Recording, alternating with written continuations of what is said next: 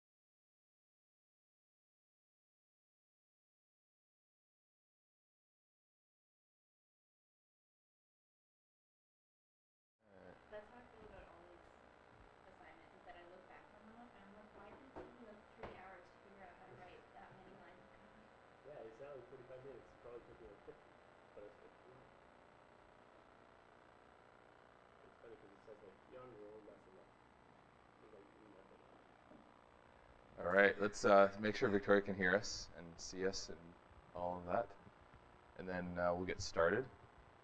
It's me again. Yeah. Okay, cool. Sam says he can hear. That's great. Um, so I kind of mentioned it yesterday. I'm not sure if Victoria heard or not. This is I'm doing something new today. I've never lectured unprepared before, so this is like a kind of filling in as an emergency, and I've never done this lecture before. So I had a little bit of time yesterday. I watched a video of David Van Duzen. Have you guys met David Van Duzen? Okay. Yeah, he's an awesome lecturer. I learned a lot from watching his stuff, and he's off working now. But I watched his lecture yesterday. It was great, and I was kind of trying to figure out what we should do today. The purpose of this lecture is to speak about something called Ajax programming. So that definitely has to be on our list. We have to cover that. But I could not figure out a way that I could spend 2 hours talking about Ajax. It's just there's not enough material there, and it's. I don't want to say things are easy in front of people that have no experience with them, because that's kind of it can be a little disheartening. But the concept is it's a pretty straightforward concept, but it's a little bit foreign to how we've been doing things so far. So I definitely want to hit that, and I want to make sure that we learn about AJAX programming, some of the benefits, some of the drawbacks. But I think today is also going to be quite a bit of review over the stuff that we've done already. So if we could build a combination of TinyApp and Tweeter today in these couple hours, then we'll have an opportunity to figure out how everything comes together up until this point, and then prepare ourselves for what starts tomorrow, which is moving into data persistence with databases. That's sort of the last step we need before we have that full stack overview that we're going for. Okay, so I've also got, luckily in Compass here, I'm not left with nothing. I've got, if I go to the schedule here and go down to Ajax, capital AJAX. Hey, this is the video I watched. Oh, man. You know what? I kind of wanted to be like, let's just all watch David's video together. It's really good. We'll get our feet wet just a little bit by just jumping in and listen. Like I don't know. He's really good at this. Oh. Oh no, I can't get the audio going out. This is David. If you see lectures on the thing, watch some lectures by David. Really, you're gonna be happy with them. Okay. So yeah, so he did that. He actually asked the group for a noun, and got the noun mouse. And so they made a site called Squeaker, and did the whole thing and built some routes using Express, and then from the UI they called those routes using Ajax, which basically means that there was no browser refresh to get our data, and then manipulated the DOM to show the results of that data request. So I think we could do the same kind of thing. Start a project from scratch and kind of go through it. Gives us an opportunity to ask questions about things maybe that we haven't been doing for 10 days. The time span is just not that long, right? But it is easy with how much we throw at you to forget some things. I do have sort of an overview that I could follow, and it says here, talk about what is Ajax. That's pretty straightforward. We talk about a little bit of the history of that. This says there's a 40-minute demo, and basically just it's a kind of an example where this is from another teacher in Toronto, I think, or maybe, yeah, and uses a JSON placeholder to fetch a list of blog posts and then render them to an HTML page, and that's kind of like a tweeter, or a squeaker, or anything like that. So I think most of the examples that we come up with today that would be useful are going to kind of fall into the same category. Put a form on the page, type some stuff in the form, submit the form, have that stuff show up on the page dynamically. Like that's going to be a pretty common pattern for us. So we got all this.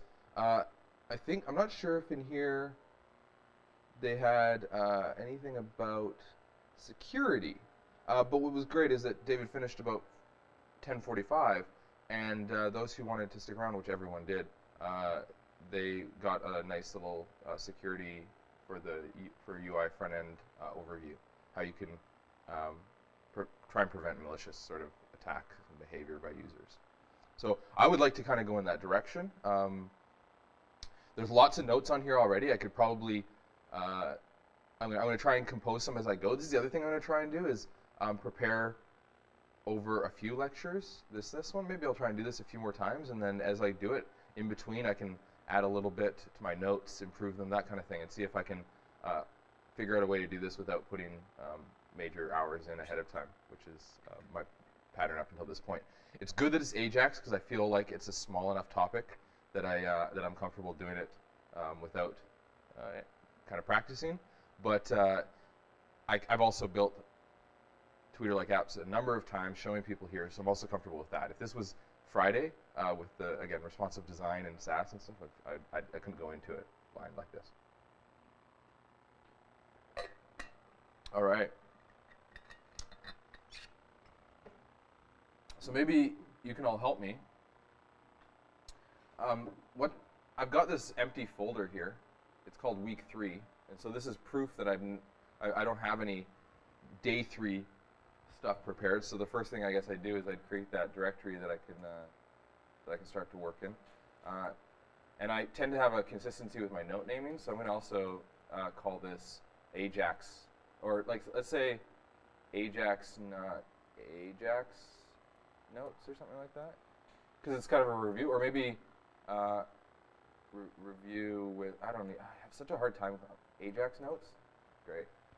So I have a hard time naming these things sometimes because I'm pretty compulsive about that type of stuff, and it's I don't know, sometimes it just gets in my way. But what do I do? How do I start a project off from scratch? I want a server, and I want a server, and I want to be able to serve client files, and then all that kind of stuff. A lot of this is going to be review, so this is kind of cool. I get to go over to GitHub and find my web server notes or something. Oh, not Jensen. It's Jensen. Let's do that. And so my web server notes, in here, this is kind of describing how I would set up a node application that's a web server. And so these notes might be useful. We could use those as a reference to this. So I'll put those in the notes for this lecture. I'll put a link to these notes in the notes for this lecture. And I think I'll be doing that for some CSS stuff or whatever, and some jQuery as well. So first thing I want to do is I want to start a new node project. And so I'm going to npm init this thing. If I hit -y, I'm just going to take all the defaults, which is I think is going to also call my project Ajax notes based on the folder it's in. I can't be 100% sure about that. Should I be lazy or not? I think I'll try that. Let's see. There it is. Fast as can be. And now I have package.json.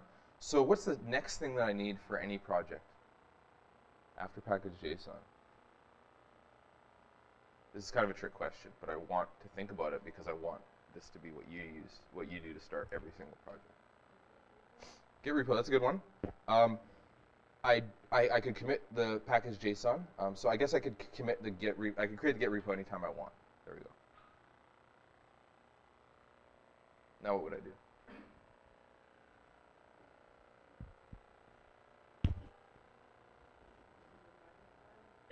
A new project file. So would that be, what type of file would that be? A JavaScript file. So I could start off by saying I'm going to create like a server.js or an index.js or something like that. But what I want to create, the very first thing I want, always do this.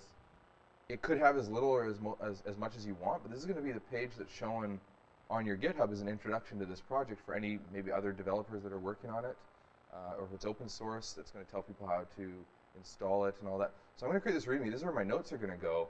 So this is kind of the first thing I need for this lecture, but it's also really important if you're building any project to have some information for other users and other people, and even yourself when you come back to it. You shouldn't have to go and investigate how the project is set up to figure out how to run it.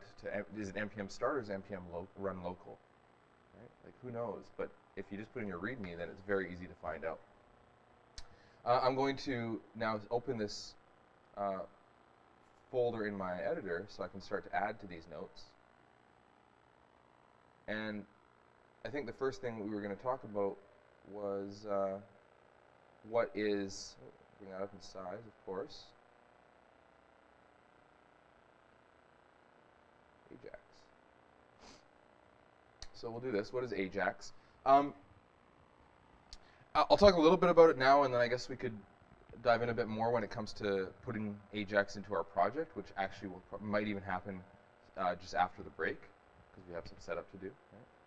Right? So what is Ajax? Ajax is a way for us to make requests through JavaScript from the browser to a server without refreshing our page. Right now, every time we want new content with TinyApp, for example, you make a request to the server. That server runs through the route that handles that request, and it likely calls res.render at the end, providing a template. And that template, it is server side. It's created on the server side. So we get that HTML back and send it in the response back to the client. Browser loads that page, and it's an obvious change to the user. Right? That is an obvious thing that changes to the user. Flash white, reload. Flash white, reload. That kind of a pattern. Ajax allows us to get around that, and it does it by using API that is, well, it's not relatively new. It's pretty old now, but it's kind of unknown because Ajax has. Had anybody heard of Ajax before coming here? Maybe not. Okay, so Ajax became popular in maybe 2006, and it was a rebranding effort on something else called rebranding of another technology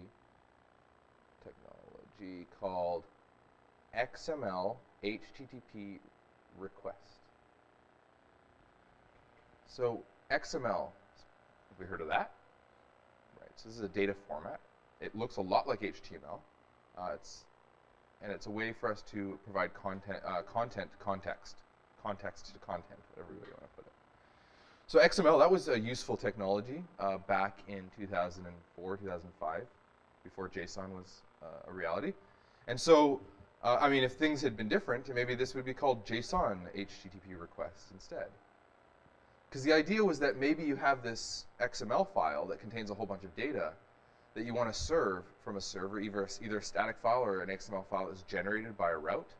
You serve that from a server. Now from your client, you can just download that XML, parse it using some JavaScript, and then grab that data, convert it into an object or an array of objects, and use that in your application. So really poorly named, what ended up happening is someone said, we should give this a cool name. I think this is how it was. This is what David said, right? I just use it. I don't really look up the history until I have to teach all of you this stuff, right? So let's say something Ajax. We'll call it Ajax. And I don't know if this is true or not, but David was saying that Ajax is definitely not an acronym. It was just someone wanted to give it a cool name that people could say easily. XML HTTP request, Ajax. XML HTTP Ajax.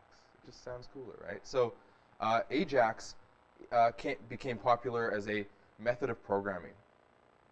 And what the common pattern is, you hijack or listen for perhaps events on a form, a submission of a form, and instead of having the form submit, you just grab the contents from the form, maybe likely through jQuery. This is something I think we've done already with the serialize and all of that, right? So if not, I will be doing it today. So we'll all have exposure to this. It's just kind of a nice way to do single-page applications, and it's evolving as the web does. Nowadays, we've got another technology built into the browsers called Fetch. Is where this is going. I don't know. I'll fix all these at some point. So Fetch has been put into the browser, and now that's kind of what you might use if you wanted something that was built into the browser. I don't need to necessarily do an example with XML HTTP request, but I will show you what it might look like and why someone might say that this, oh wow, look at this, documentation all the way to the ground, and using XML HTTP request. This is where we're going to just kind of take a peek at what the API looks like, and this is sort of how you would do an XML HTTP request if you were using just the built into the browser functionality. So we create a listener. It's just a function, and that function will get called after the data has been loaded. So whatever data that is, it's going to be defined by the path that you actually make a request on. Here we say we're going to create a new XML HTTP request object. That's like, isn't people created dates, right? Create a new date. Same kind of deal. This is just we can create this class based on the XML HTTP request. We can create this object, and on there, a number of different functions. We can add an event listener. We're getting used to that now. We can listen for click events. We can listen for mouse moves, all that type of stuff. With the XML HTTP request, the thing that we want to listen for is the data has loaded. That's when we know that we can proceed and take that data and do things with it. So we add the event listener to load. We say when this load happens, call rec listener, which is right here. Oh no, we're using this. That's a real hassle, isn't it? Because we don't really get it. Don't worry about it. We're not gonna even use this API, so we don't need to worry about that complexity at this point. Once you add the listener, now is the time we can actually open. Open is, I guess, as good of a name as they could come up with at that point. It's a GET request on the HTTP example.org host, and the path is /example.txt. So that's everything we need to make a request, an HTTP request. Once we've actually set all this up, then we call send, and that actually starts the operation. Sends the request to the server. When the server comes back, we get the response text, and we would parse that however we needed to, and use that data. So we have an idea kind of sort of where Ajax comes from, why maybe someone would want to create a new API that wraps this up that might be a little bit easier to use. If we actually go to the jQuery Ajax documentation, then we can see they have maybe a little bit of an easier way to use this. And this page is quite long, and my recommendation is to kind of go down and look and see some of these examples down here. These examples are going to help us figure out maybe the different ways that we can set up an AJAX request. So here is a request. We're doing a post request on some PHP file that would already be on the server that served this content. That's why we don't have to give it any more pathing information. We pass it some data. Sometimes we want to send data on the body of our HTTP request. So John and Boston are going to be the two pieces of information that would get sent to the server here.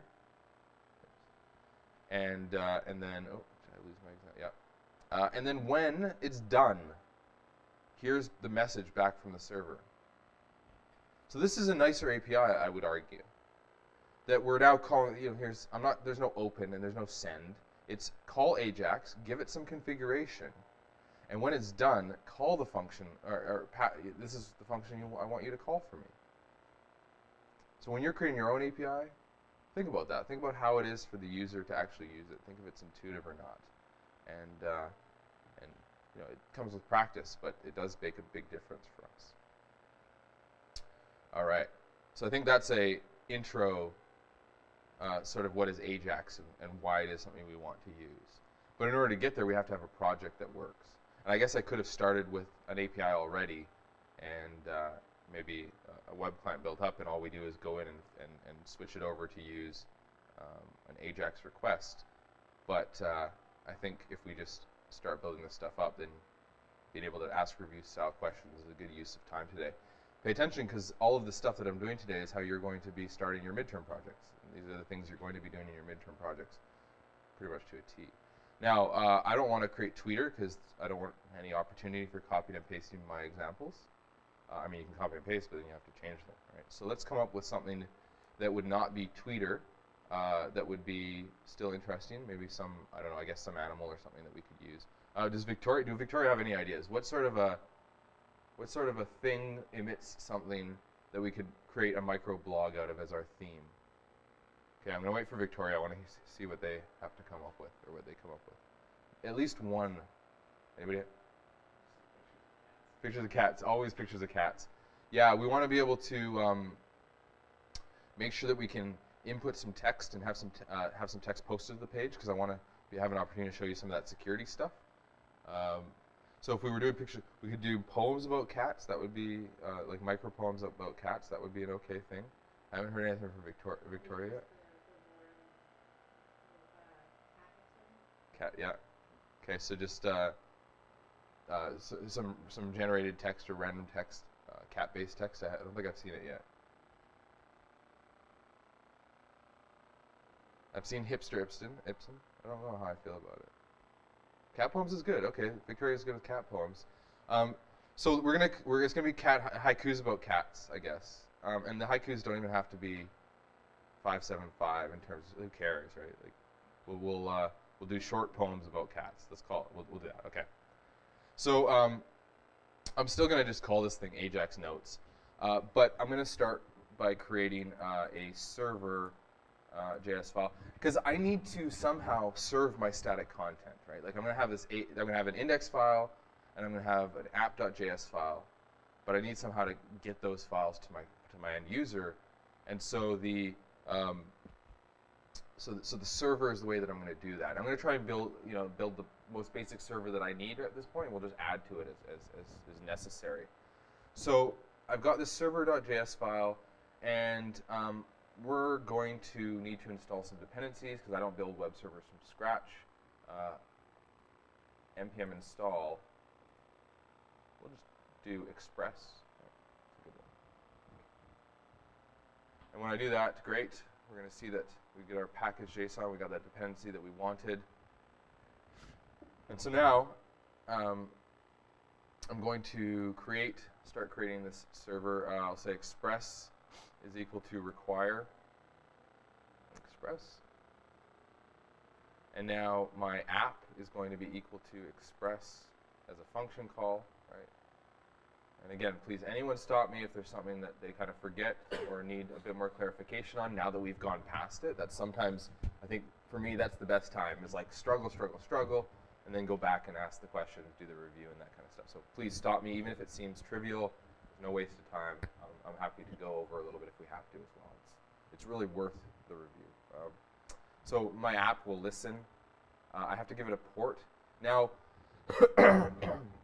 I'm going to take this pretty seriously because I want to show you good practices here. So one of the things I want to do, my port is going to be equal to 3000. I'm going to put that in here because that to me is configuration of my application. And so that does not belong in my code. And here, I'll say that the port that I use is equal to process.env.port or 3000. So I'll default to 3000, but I will also configure it in my environment. Okay, so I need to require .env. I'm going to be going fast on some of this stuff, so I'm really going to be asking you to stop me if you need it, okay? And here we'll just do a load, or a config is the same kind, it'll do the same thing. I need to install this as well. That's a good question. So the question for Victoria is, how does one go about choosing a port? So the way that ports work, and this is, if you get sick of me just kind of referring back to my other notes, let me know. But I'm going to go in here and bring up a little bit of history. I know I didn't present this to you, but we've got, this would be information we'd find in this web servers lecture, right? So when we're looking for a server on the web, this is sort of how the IP protocol is defined. A name indicates what we seek, so that's like a domain name.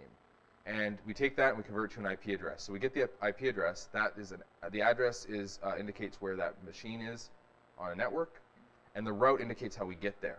But now that we can get to that machine, we need some way to connect to. It needs to be able to run multiple services. It's important that we are not limited to just running one network service. So we have this concept of ports. And oh, it looks like my font needs to be updated for this as well.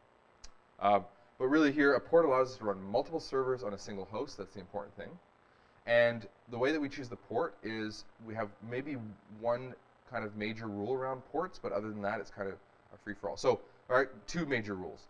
First rule, we do have a limit in our numbers. We cannot choose a port that's 300,422 or something like that. That is not an option for us because we are limited up until 65,535, which is generous. There are plenty of options here, but just do not go past that number, okay? Then we have a lower boundary of about 1024 when it comes to regular users on a machine.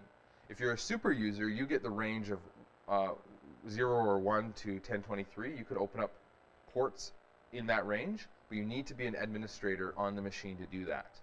And so normally those ports are reserved for common services like FTP, SSH, HTTP, which we are doing today, right?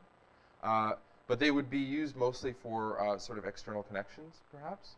And so what we would do is, when we run our node application, we choose a port between 1024 and 65,535, and then when we actually deploy that site to the web, we create a web server that runs on port 80 and forwards all of our connections to this port 3000 server or port 5000 server or whatever you decide to use. So common ports and the ports that we use for HTTP servers when we're actually deploying them, port 80 and 443 if we're making this secure. This kind of indicates what the proxy does for us. So we don't need to know this at this point, but as we deploy our final project, when we get it out there, we might want to use this information. And we receive connections on port 80. Nginx is a web server that can open up that connection on port 80 and then forward one or more requests to other servers, including maybe our node app running on port 3000.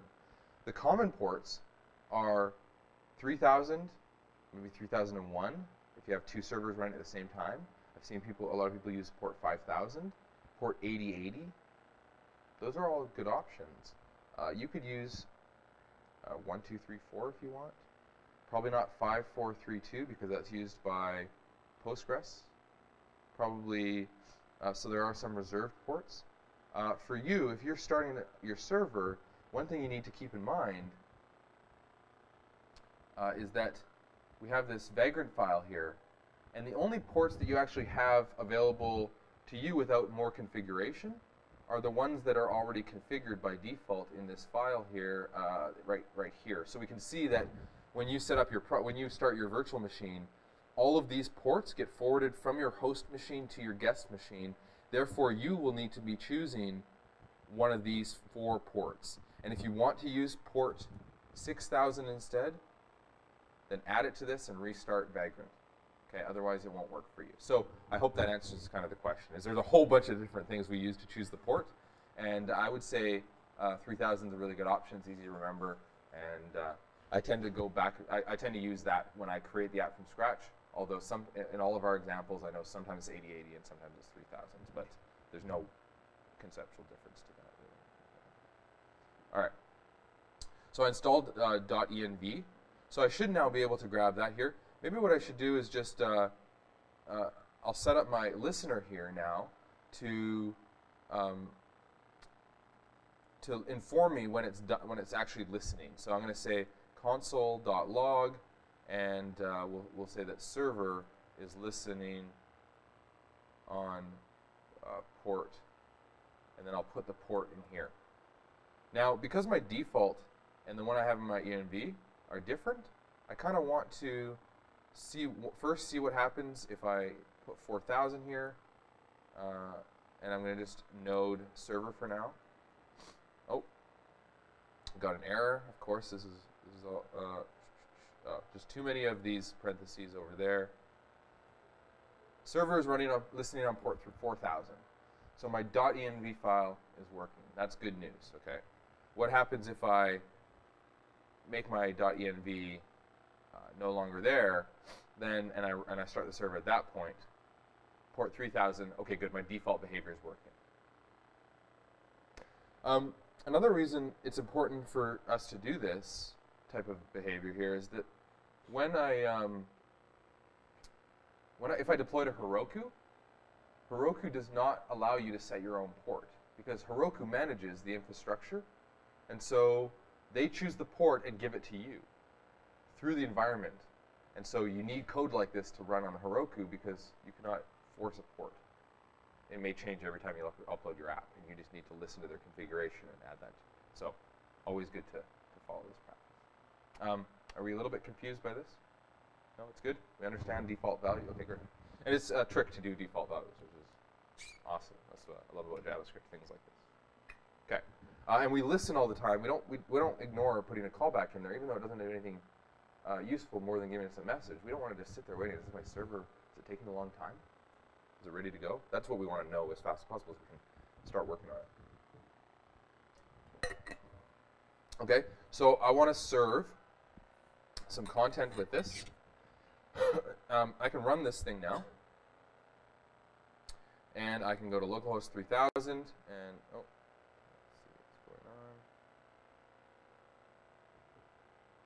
Oh, did I? Yeah, of course. Oh, no, 3000. That's interesting. I kind of want to put this back as well, and then see if I can fix it based on that. So,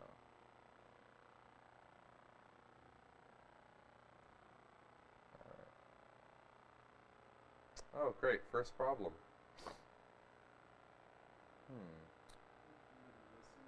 Did I? Oh, yeah, of course. Thank you. Great. Thank you very much. There we go. That's better. So it says cannot get / right? Because we have no routes. We're not handling any of this stuff. And so we could easily put in a route for that. app.get / and then res. Oh, not request animation frame. That's something totally different. Request response. And then maybe some sort of like response dot send cats. Okay, so if we restart this now, okay, then we get some content. But I want actually this content when I go to / I want it to actually send back index.html, which is the payload of my application, including, and then index.html, that's going to make some requests, right, for maybe some CSS, maybe some JavaScript, that type of stuff. So the next thing I would probably need to do is make a directory that I can serve my static data from. You can call it static. You can call it public. If I generate it, I usually call it build, because it's a directory where my built files go. I don't know. Let's say public, because that kind of describes what it is. I'm going to make this available publicly, but all the other directories not going to be available publicly. Only this one is going to be available publicly, and all of the contents of it will be available publicly. So we go into the public directory, and we maybe touch the index.html file. This is just creating them for me, right? I can touch an app.js file. I could touch a, I don't know, like main.css or app.css. I can do these types of things. And it's not going to be a very organized app at this point, but I think I can leave that up to you to change if you wanted to. Good, yeah, no questions. And so now in here, I've got these files and stuff. I'm just going to put in a quick, like, does this get, oh wait, you got served. All right.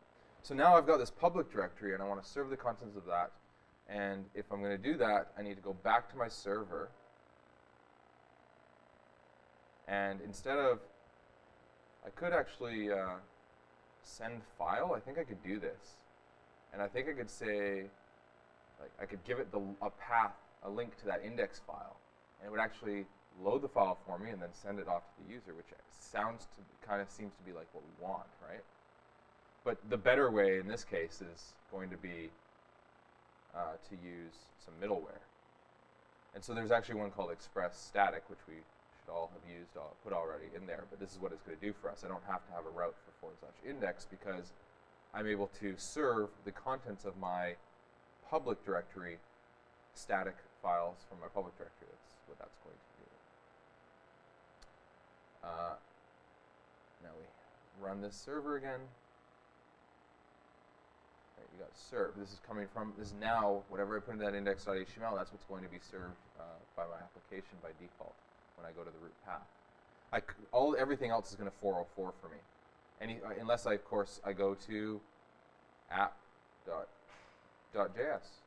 It's an empty file. I didn't put anything in it. App.css.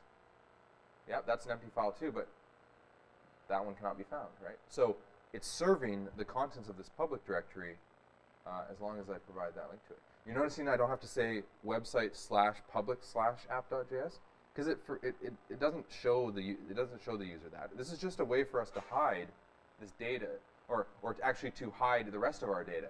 Let's say that we served our root directory instead. People could go and ask for server.js and just look at all our server code. That would be a mistake, right? So we segregate our public code like this. All right. This is going. We'll build up this HTML as we need to, and I guess what's the next thing for us to do? Should we create a route on the server that would get us a list of, I guess, poems, the cat poems?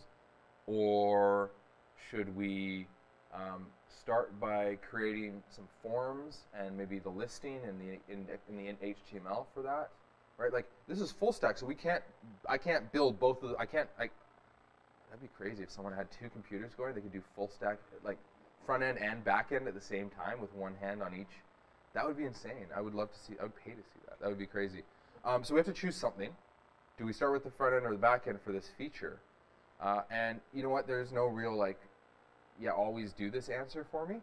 I think Donna said start with the data. So that would mean that we go and we create maybe an array of these poems, fill it in with some dummy data so that we can actually start to see that in the UI later on, and then load that up. Or I could start to come up with maybe some of the design of this site. And normally what I would do is I would do that in like a wireframing tool. And then I would go into like Sketch or Photoshop or something, and then I would end up actually building the HTML and CSS.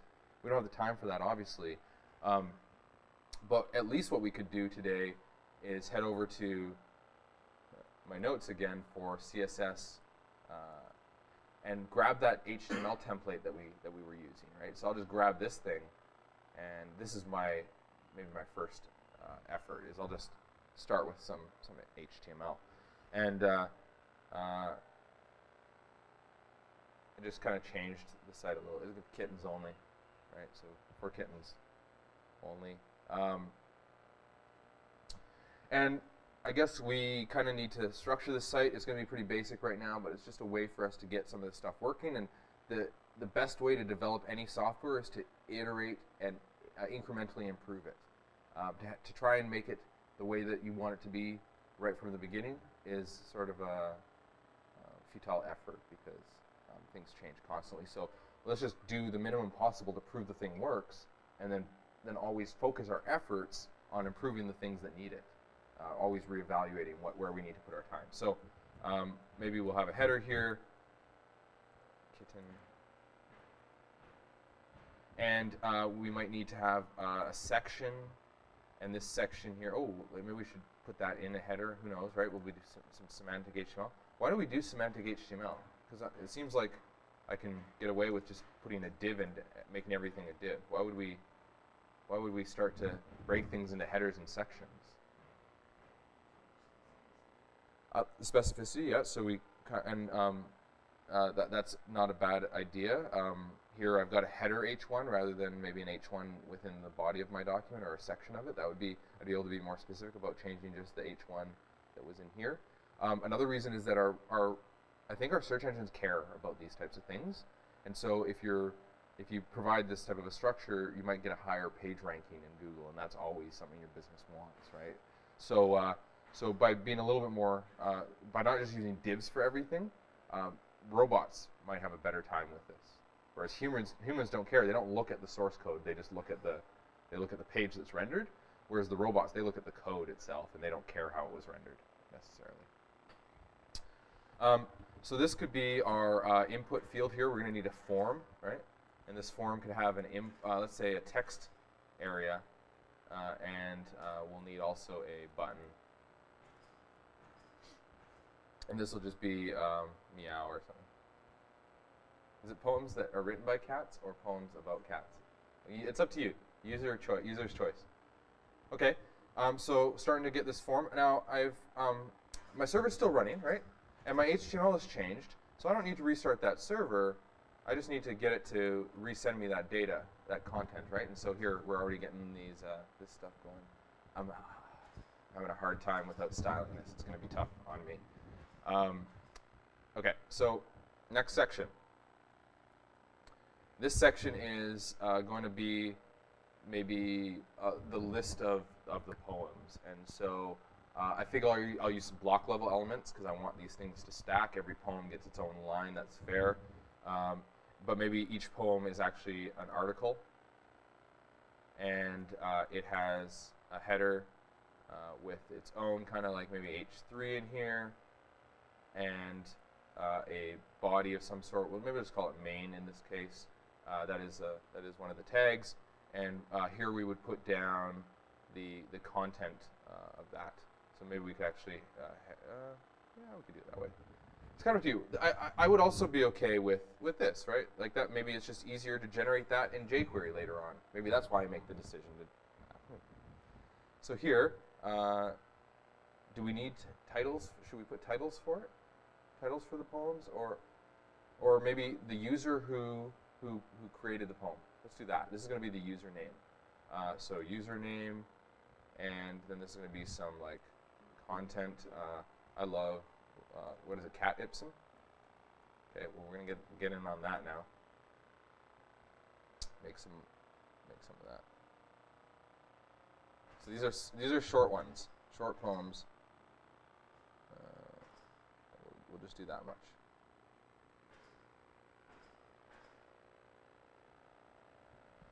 And then if I wanted more of these things, of course, I just have to create more articles, right?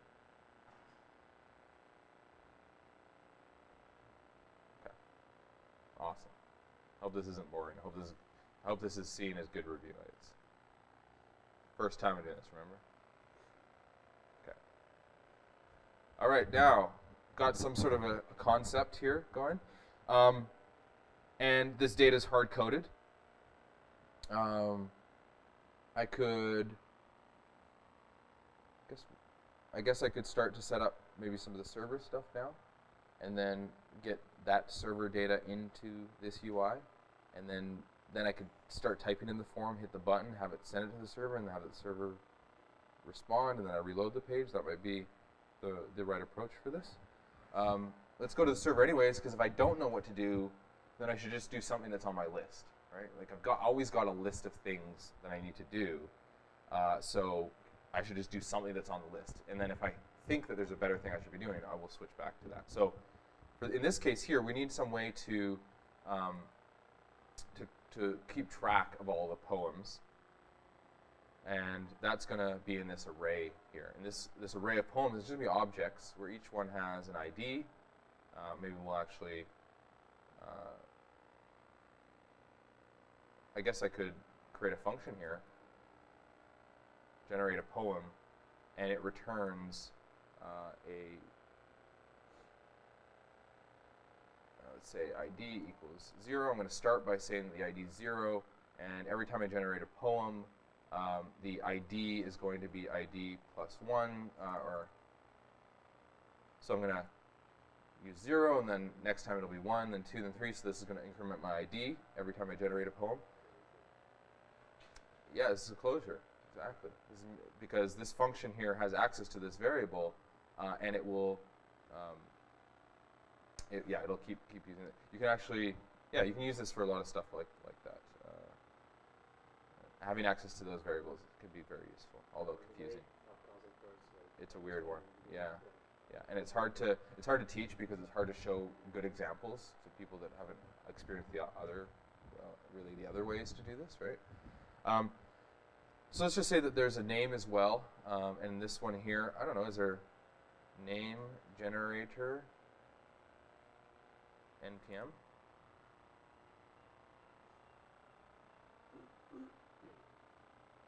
What does this do? This gives us, that looks awfully complicated for a name generator. All I want is some random names. I don't trust things without readmes though, so what's this one? Come on. Give me something, right? Like, that's kind of weird. I don't know. What have I used in the past? Silly names. Ooh, that's kind of... Salt flour pickle, road toad junior. This is great. Let's do this one. I hope it works. It is. How old is this? Last published 3 years ago. Brand spanking new. Let's see if it works. I mean, it should be a basic library, right? Like if I think about how hard this would be to implement, yep, it's one index.js, and it's so like good, no dependencies, right? I'm pretty confident this library is still going to work. And all it does is it goes through all these different possible words, lots and lots of them, all the way. Most of this file is actually words, random words, and then it'll take a noun and an adjective, put them together, generate stupid name. That's great. Let's do that. I really like it. So we'll create our function.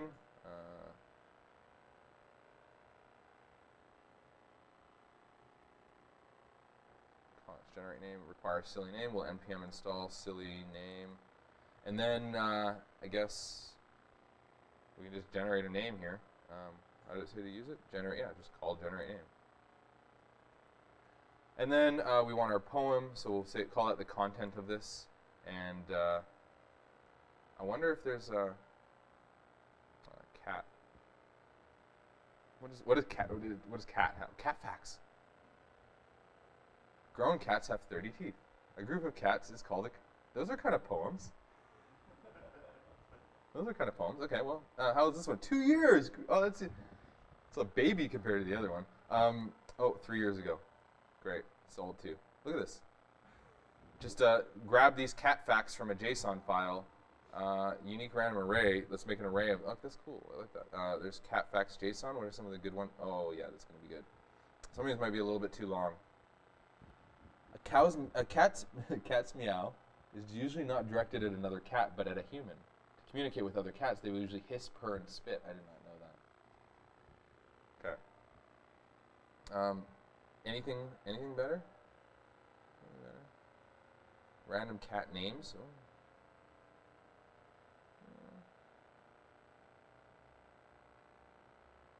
I think that's probably going to be our good kind of just let's fill this with some data kind of option.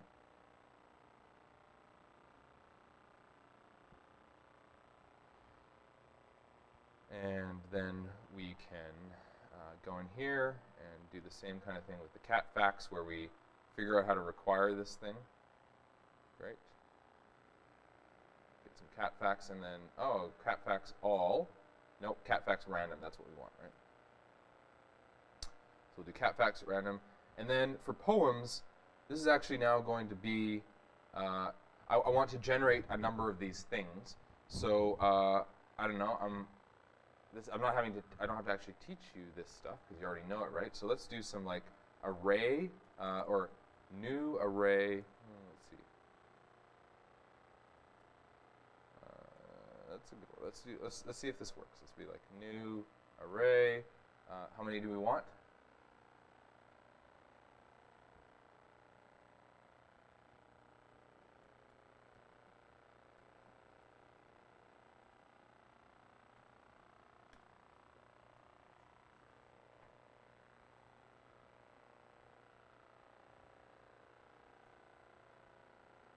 See if this works.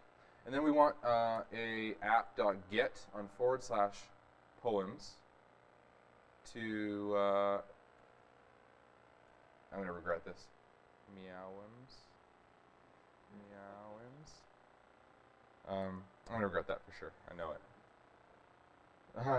Not as much as I regret having that added to the language. Let's see this. Okay. So my response is just going to be JSON of the poems. The meows, yeah. So, has anyone used this yet? What do we think it does? Sorry? It returns a so it takes an object. It would be the same kind of thing as me saying instead I'm going to create my JSON as JSON.stringify poems.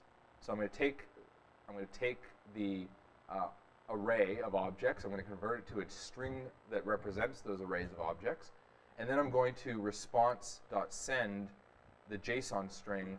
Oh, and I also had to set the data type as application JSON. I'd also have to in here do some like response.set header content type to application JSON. We'll take a look in the tools later for that. So what's nice is that they've just kind of given this as an option instead. Right? Let's do that. Yeah, it is Express that adds that to our tool belt. Yeah, exactly.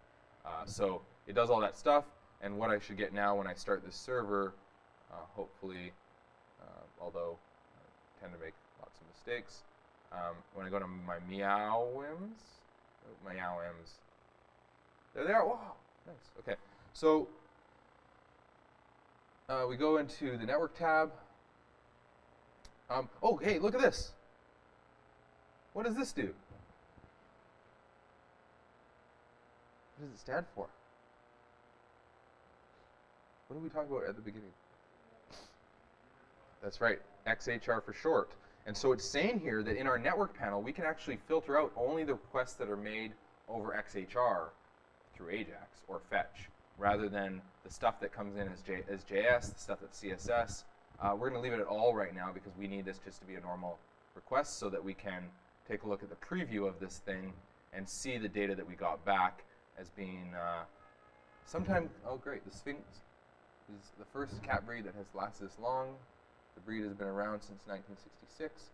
Giant Forger Glazer says that, yeah, this is working out. We've got some data now that we could request from our app and then throw onto that page. Okay, probably not a bad place to pause because it's getting close to 10 o'clock. And then when we come back, what we'll do is we'll make our first AJAX request to grab this data and then render that onto the page instead. Cool. Is this working? Okay. Thanks for bearing with me here. Yeah. Yes, of course. Yeah. Express.static. I don't think I've used that before. Here. What is the difference between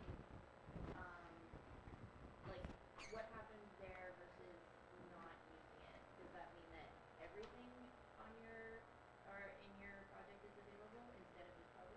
Okay, yeah. So if anyone from Victoria is listening, the question is, if with express.static, if I don't put that there, if I just remove this line, what happens to all the content on my directory? Is it available?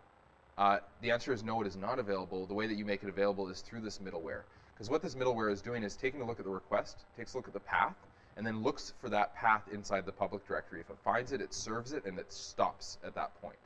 So if you didn't have that line, you get 404s for everything. Okay. Yeah. You couldn't look at app.js or anything. No, you'd get 404s for everything. Yeah.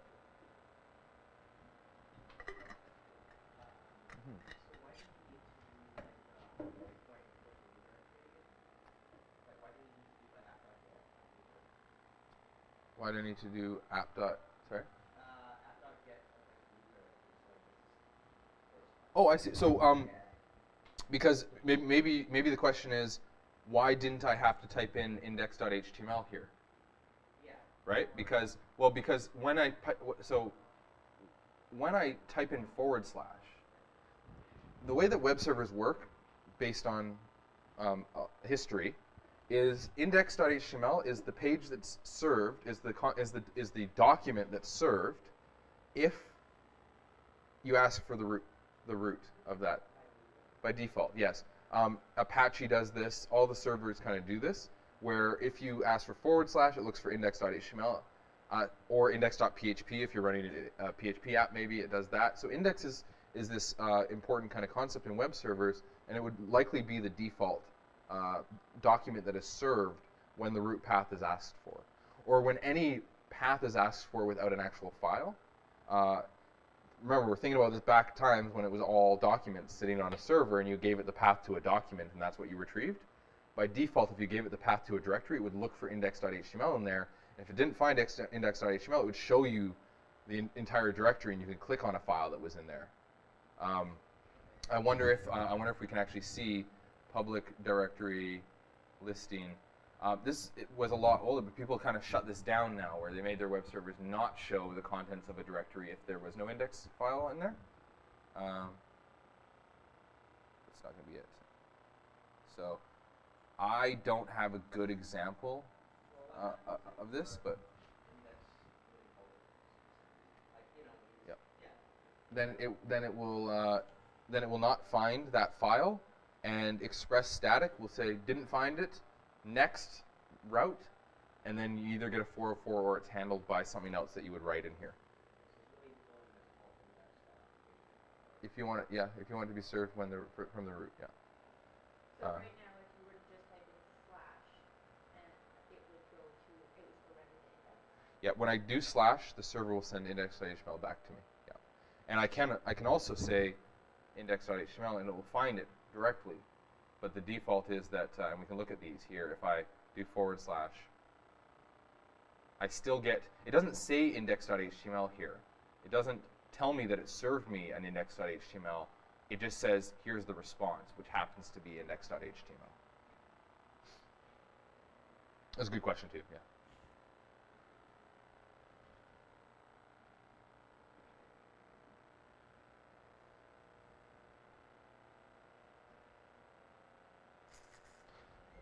So I wanted to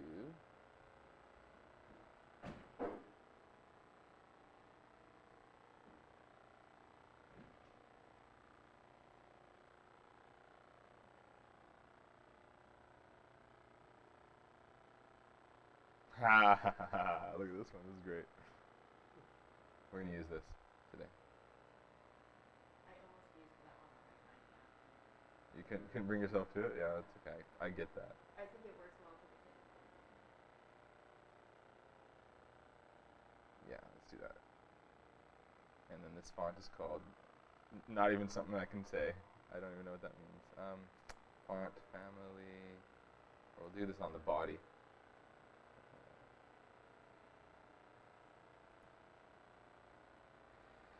Is this font serif or sans serif? It looks like it is sans serif. Let's do that.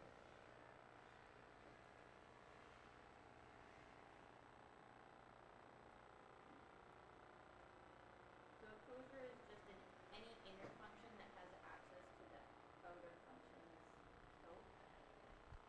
yeah. Functions gain access to the outer or to the scope that they were created in. So all the variables that are declaring their closures, yeah, and if you call that function, it's going to modify that variable outside.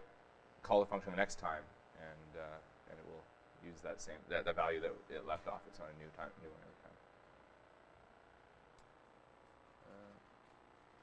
All right, we have to also link our CSS. Let's do that.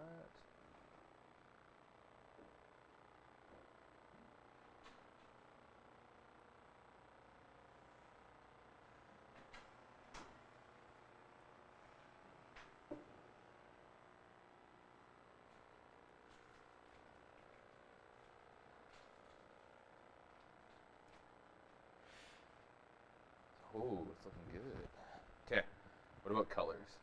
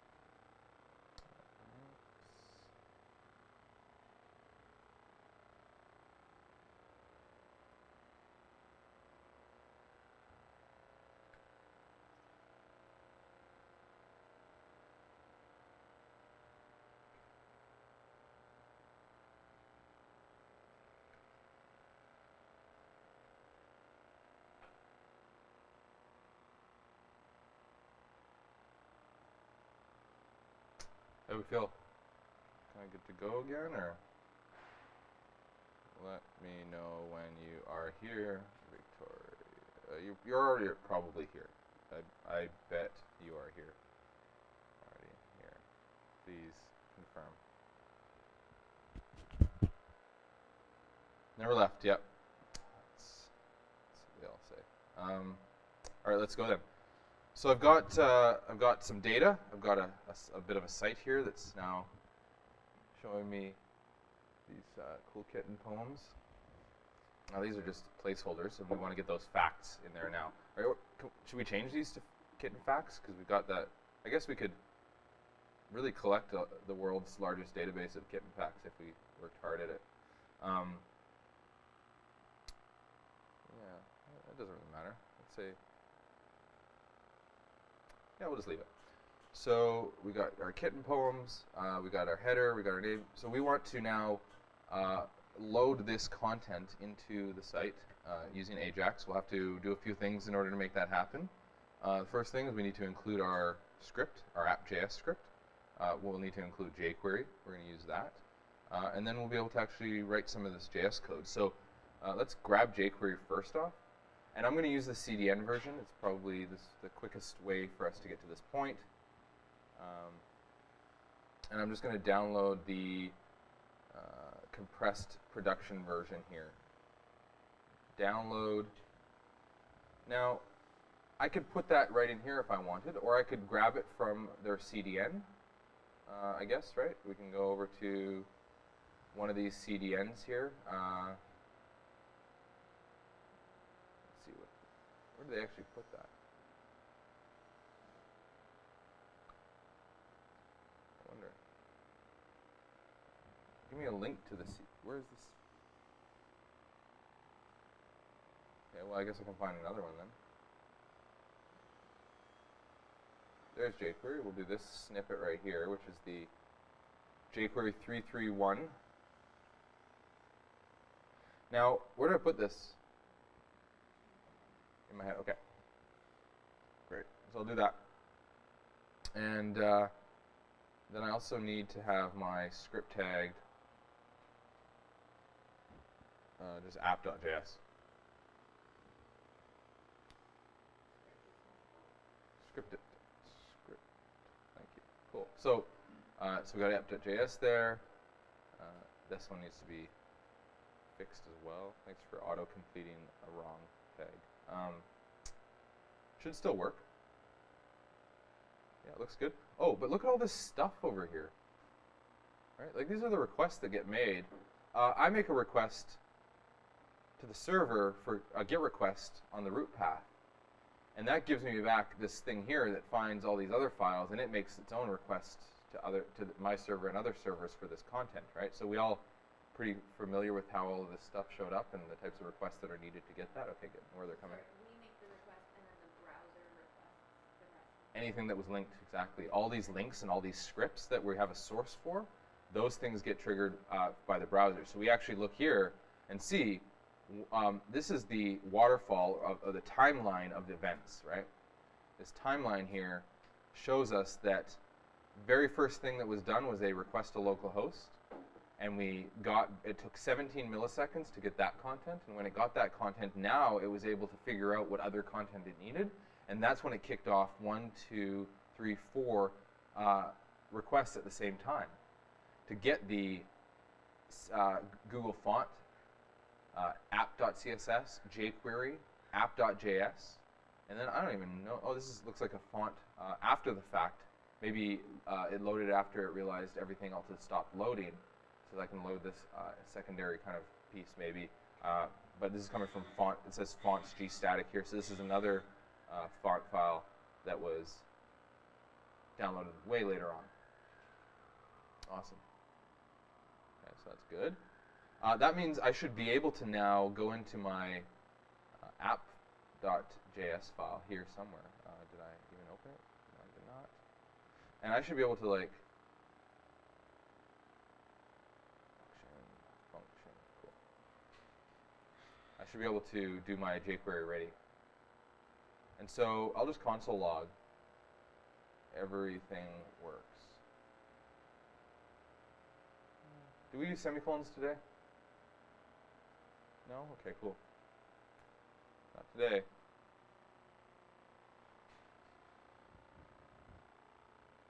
Everything works.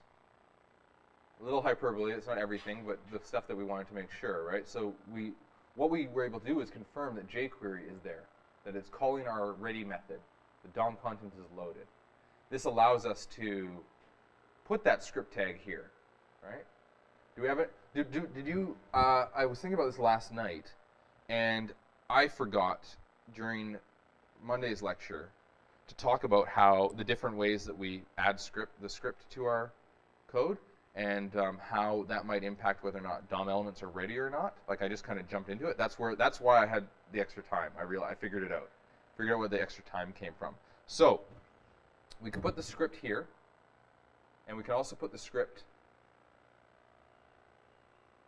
Oops. Down here. Come on, I thought I copied you. There you go. Down here. Now,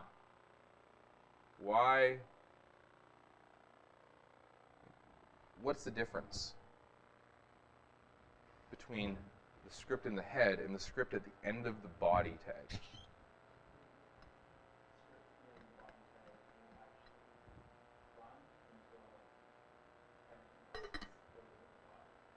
It's a great way of putting it. So if Victoria didn't hear, then which is likely because this is where the mic is. When I put the script down here, it means that all of this, forget this, all of this other HTML is parsed in order, parse, parse, parse, parse, parse, parse, parse, parse, and then the script gets parsed at the end, and so it does not get executed until essentially the DOM is ready. So this is actually an old hack that was used to make sure that you did not run your JavaScript that depended on DOM elements to be there until those DOM elements were actually there. And jQuery has this ready function that helps us with that, so it allows us to move that script tag back to the top. But this is also a very common place for you to find these script tags, and that's why you will see them down there in applications. If you go and do a view source on someone's application and they have them down there, it's because they wanted to wait until the whole DOM was ready before that script got executed. But you can now do that without You can, yes. And so for that to happen, I think it's a defer. Is it defer or async script? Wait a second. GitHub.com, Jensen. No, it was yesterday's lecture. It was the client.js that I forgot to do it in. That's right.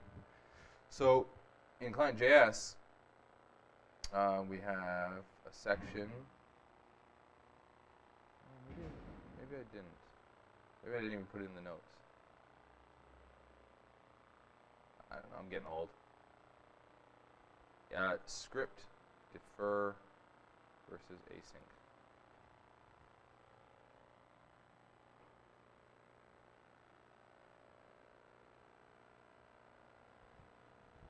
So, this is kind of cool. JavaScript is considered a parser blocking resource.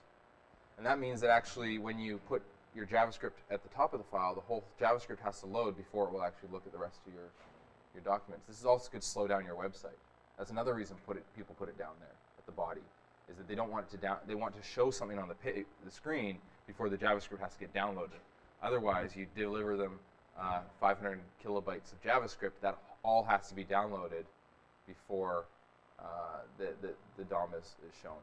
So that's a good point here as well, that JavaScript might block that, the parsing of resources. Here's normal execution. The async attribute, it will do the parsing, it'll do the script fetch at the same time, and it'll do the script execution somewhere that it finds the time to do that. And it looks like defer means, so there's these two concepts. I could actually add async, or I could add defer, and that's why I kind of got confused between them. And defer acts a little bit different in the sense that it will not execute the script.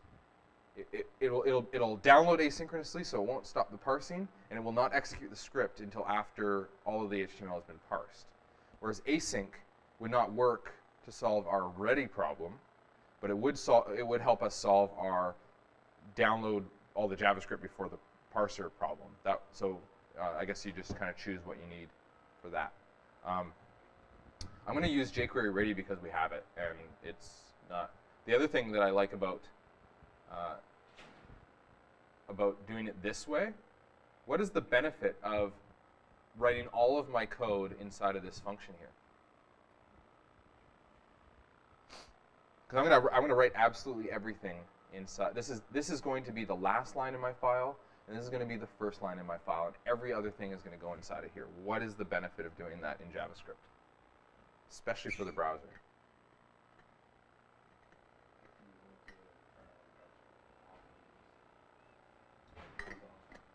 Okay. So if all that isn't there, then I don't execute that function, turns off all my JavaScript. I think that's accurate, yeah. What I'm thinking about has to do with scope. If I create a function in global scope, I could use that function down here, right? And I can also use that function down here, but it's no longer named accurately because it's no longer in the global scope.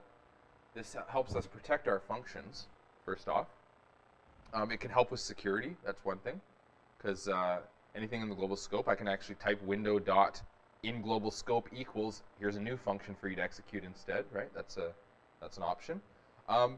This just kind of keeps our global scope clean, and that's usually something you want to do. The less global scope, or less global state or variables or functions that you have, the fewer of those that you have, the less spaghetti your app can become. If everything's always accessible, it seems easy, but it actually makes big software projects harder to manage. So let's say that we're going to put everything in here, and it's going to be due to the protection we get from the scope, from the function scoping. Right. Okay, so I think I've done the talk on this here. We're using ready, so I don't need to worry about that. And what I want to do now is take some of this HTML and actually get rid of some of these sections. I want one section.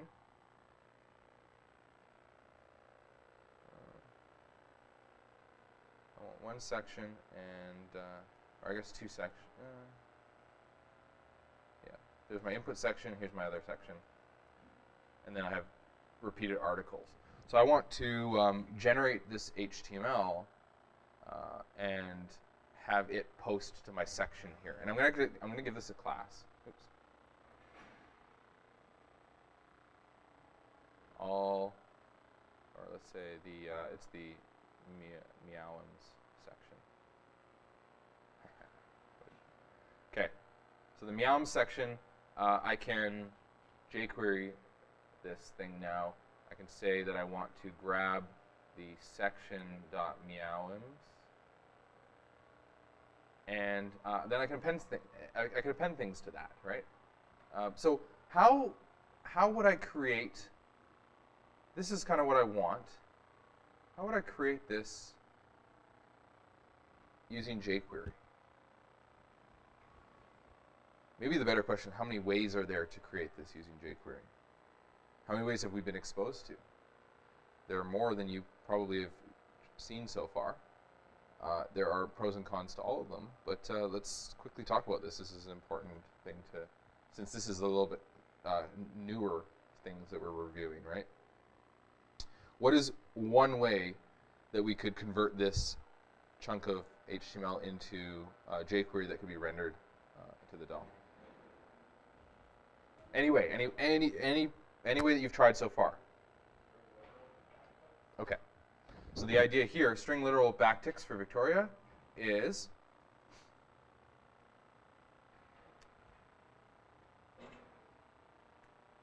something like this, right? And then I can do append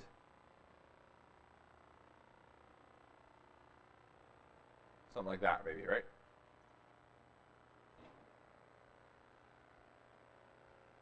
Two of them. Yep, of course. Why is there two? Now I can get rid of this. I know what the HTML is that I need. Great. That was easy. I like that. Okay, so that's a good way to do it. Let's say, and this is, I call it template because this could be a template, right?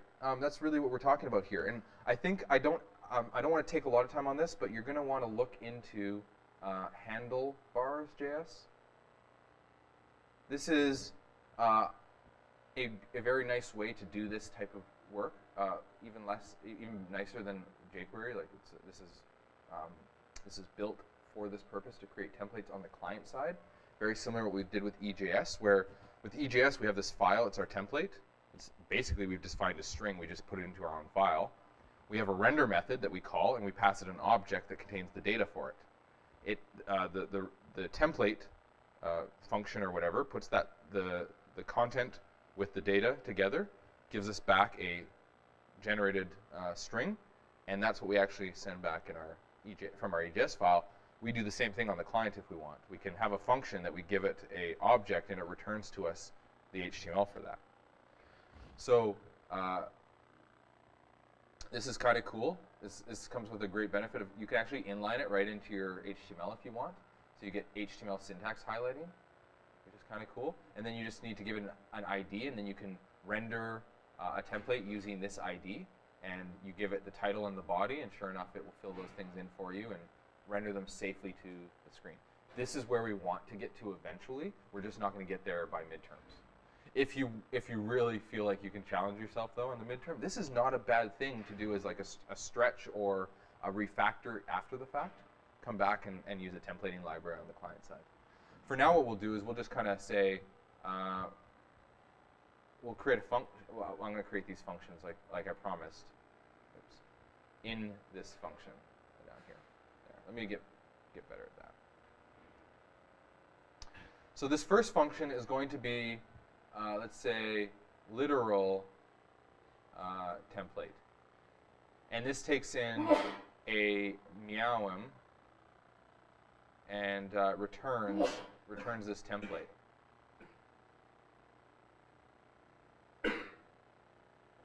So I could kind of just do return and then meowim dot name and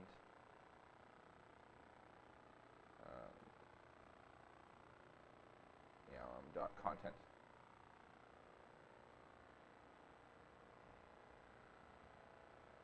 Okay, and then now I can do literal template here. And I'm calling this function, and I just give it an object name, whiskers. How do you spell whiskers? Whiskers, yeah. Thank you. Grade 12 education here. That's it. That's where it ended.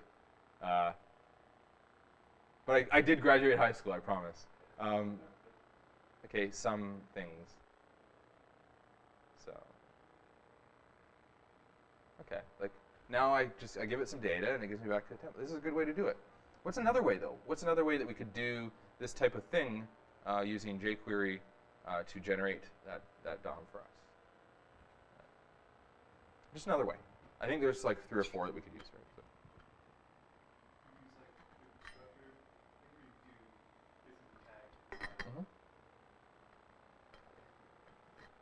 So. Okay. But and appended, that's the key, right? So this is technically doing that. It's just sort of shorthand because append will do that automatic thing for us, right? Whereas if we want to append some DOM elements to this section, we could actually create the append template instead. We get meowim in there, and now what we do is we return. Well, first I guess we would say we'll. How am I doing? Yeah, okay, that's good. Var, the article, we'll say, is equal to article, and the header is equal to an H3. Oh, I have to put these tags in, right? Because I'm creating an element, I'm not selecting it. I got to put those tags in. Great, let's do that.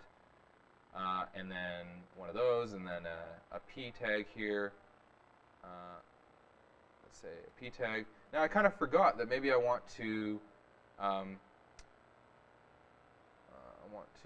give stuff in here their own class, right?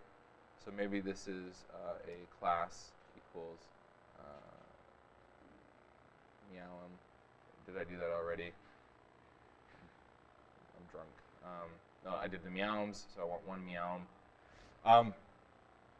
So I add this class, right? So how could I add a class to this article if I wanted to? I want to change some of the properties of it. Okay, that's one. Yep, for sure. So we could say .add class, right? And just call it the meowim class. I do regret it, but I kind of like the pain, I guess. So then my article, I'm going to append, or my header, I'm going to append to. And I could say append to the article here, and same with this one, append to the article, and then at the end I'll just return that article. And this has to equal that. Add class, great. So now we're using the append template instead, and I haven't put the text in there yet, but let's just make sure that this is kind of doing what I want it to. I'm going to now investigate in here because I didn't put the text in, so I need to make sure that it's actually generating, yes, a class, meow, good, that one works, h3 and a p tag, right? So I could say that perhaps I could put the text, I guess there's another way to do the class. Let's talk about that first. Right? I could say class equals, that would be another way to do it, right? Add class is kind of cool. I think that's a little more maybe programmatic or documenting it for itself. But what about this? Do I finish this one off and then make this a string literal, and then, or is there another way to do it? Is there another way to add text to this thing that I've created? I think it is. Yeah, I think it's .text. Meowm dot name, and let's try and get some more space there. Good. And for this one, we'll do text as well, and it's going to be the meowm dot content. Ta-da! Right. So 2 ways for us to do this, and even in this append one, there are multiple ways to get the data and attributes into our DOM elements. We have, yes, great. Yes, cool. So this is the third one. Thank you for getting that. We'll do that third one. You'll notice that I was able just to remove those references because at the end of the day I used append to, so I never end up creating a reference to these things that I'd use in that case, right? Whereas if I was doing the append, then I would probably do. The article is what I append on, so I'd say article.append, and then. Okay, good so far. Okay, let's do that one we're talking about here, which is this function, let's say object template. So this object template allows us to do something more like this. I'm going to create an article, and I'm going to add some properties to this article, including the class, and I have to say class in quotes because that is a reserved word in JavaScript. So let's say, so that's why I'm putting these quotes around it. It's a key. By using the quotes, it's not a reserved word anymore, right? Or, you know what I mean. So in this case here, I want it to be the meowm class, and this thing here is going to have some children of its own, the h3 and the p tag. So there's a way for us to do that. I don't think it's children because I did do enough prep to see that David used the term HTML here. This would be a bit more intuitive, but the idea is that we actually want to give it an array of things that are its children. And so in here we can give it a h3, and that thing has a property of text, which is the meowm name. And then the next item in this array has the p tag, which has its own text as well, and that is the content. So now does the object template work for us if we switch over to that now? Seems to. So many different ways to do the same thing. And the keys are kind of standardized, like we need to use HTML and text to Yeah. get what we want. You need to look up and make sure you're using the right key for that. Class HTML. HTML as an array could be a number of these elements. You could also just put text-based HTML in there. I believe I could at this point, and we could just confirm this. I believe I can say HTML is equal to h3, and then inside here we should have that as well. Like you can kind of mix those things if you want. If you were to do it that way, do you still have to put the closing tag there? Because I know that when you're using a pen, you don't always have to put the closing tag. Let's try it out. I'm not sure about that. Because there's so many ways to do this, and I don't even write jQuery code, that's the type of question that we'll answer this way. Oops. Looks like it's okay with that. Yeah, that's great. It probably just puts it through the same. It recognizes it as an HTML element or tag, and the string is a HTML tag, and it just puts it through the same system that it puts it through if I do it this way. Okay. So we'll bring these back. So let's use this one. I think that I like that if I want to modify this, it's very easy to do that. I'm not sure if which one's fast, which one's slow. This programmatic building up seems to be the most complicated. You know, you kind of got to choose yourself. It's hard for me to tell you what to do, right? So I've got this thing now that can render a template for me for each tweet, or sorry, each meow.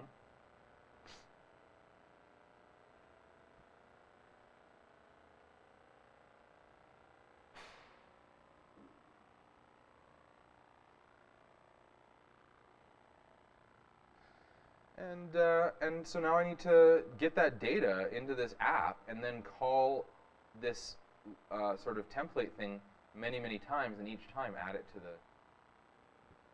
the list. So maybe I'll just do a render function here, and this thing is going to, when I call it, it's going to get a whole bunch of these meows, and it's going to loop through them, loop.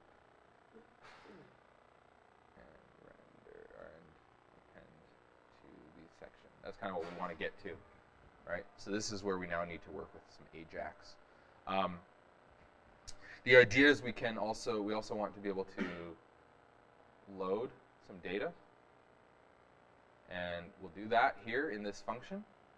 I'm going to bring up the. I don't really like a lot of tabs open.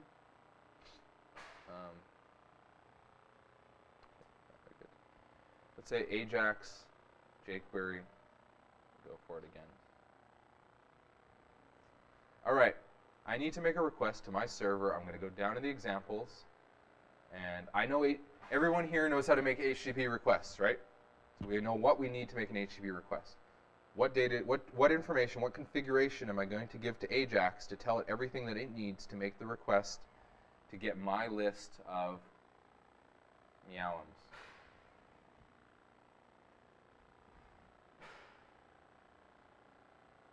What method do we use?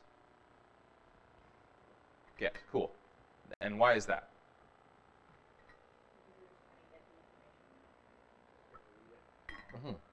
And so it's a safe operation. Should not change the state of the server. So we'll use get for that. And what's the path? /meoms. Yeah, great. So I have that information, and I go into jQuery, and I'm trying to find the similar information, but in their own example here. And I would say that it's clearly labeled method. We'll use get instead. The URL we'll use /meoms, and we won't include data. So let's grab this example, put it into our load data function here, and start to make those changes. We'll say get. We'll say /meowms. Does the /, is it necessary? I think that it is. We will double check that in a second. I'm pretty sure that it is. It might not be though. I was just wondering why in the example we didn't. Yeah, it was a file path. That was actually a file, so I'm not sure if that might be the difference. We'll double check it though. I can just easily find once we know that it works with this, we'll remove it, and then if it doesn't work, there's the answer, right? So I like to name these things. Like, what are we getting back from this? If it's tweeter, it's tweets, right? So this is going to, if you were writing this code, I would say that this is the tweets. It's an array of tweets that come back. What about for us? It's the meows. So I like to name that whatever kind of data is coming back from that server, and I'm just going to log those out right now.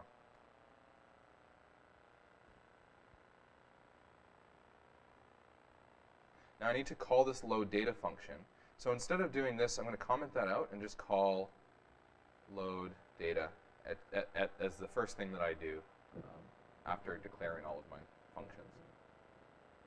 We look in the network panel. This is where we find out if our request is made. Right? We don't. I know I had a console log. Oh, good. There they are. That works. But if I'm doing this, I don't even necessarily need a console log. I just need to check in here, and I can see all the information about it. We did a GET request to /meows. We got this response back, and that looks like the data from our server. So I think that works. Now we can check to see if I need this / or not. And when I do that, it looks like it is fine with it. It looks like it still includes it for me. So yes, and I don't know, myth busted, or we didn't even have a myth. I don't want to, yeah. I can do that. I'm going to put it in there. I really like to put it in there. I think that for me, conventionally, that's just going to always be what I do. Even if it's a file name at the root, I would be putting the / in there. I find it to be a bit more clear. So what type of data is coming back here? This is kind of cool. Meowums comes back as application JSON because we did response.json. The Express server is setting that value for us. And that means that this thing that we're printing out here, it's not a string. Even though we only send strings over HTTP, this is not a string. This has been converted to an object for us. By jQuery, it looked at that content type, said this is application JSON. You must want me to convert this JSON string into a JavaScript object for you, because you're going to do that anyways. I know it. That's what it does for us. If we match these things up, we do write less code and get more for it, which is jQuery's slogan, right? So let's take this here, and what we want to do is take our meowms. For each of the meowms that we get, function,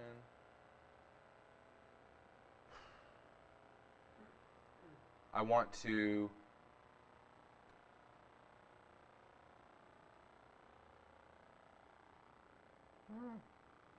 I know I could have deleted all that in a better way. I know. Okay, so for each of these things, I'm going to take that section, and I'm going to append the literal template result with the meowm that I'm looking at right now. Okay. So once we load data, we want to render. Oops.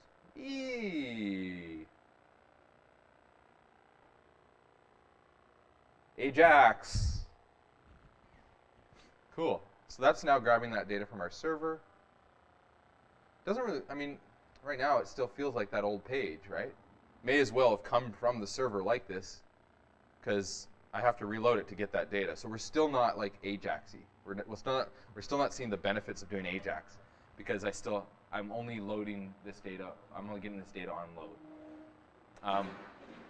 But when we're going to see the benefit is when I post data to the server, and then we see it update automatically, right? I don't know how David got farther than this. Maybe I just talked too much. Okay. But this stuff was important where I went through all this, so I think it's worth it. Where I went through all the different ways to do it, that's an important thing at this stage. So I now need to be able to store these meowms. So if I type in here and post, I want the newest one on top. And I need to now go back to my server and start thinking about that. See, I'm going back and forth. If you have multiple developers working on this, then you'd have to have an agreement that says, you go off and create these routes, I'll go off and create this client UI, and I will use Ajax to make requests to your routes, and that's how we connect together. Right? So this Ajax is that bridge for us. So because I'm doing it all, I have to just kind of go back and forth between these things.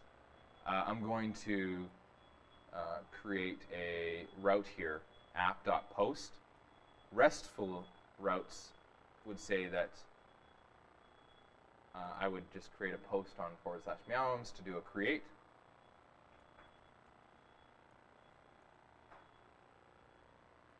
And in here, I'm using semicolons in this file, so I better keep doing it. I need to get the data from the server, right? So how do I get the data from the server, or from the client? My mistake. I need to get the data from the client. How do I get the data from the client?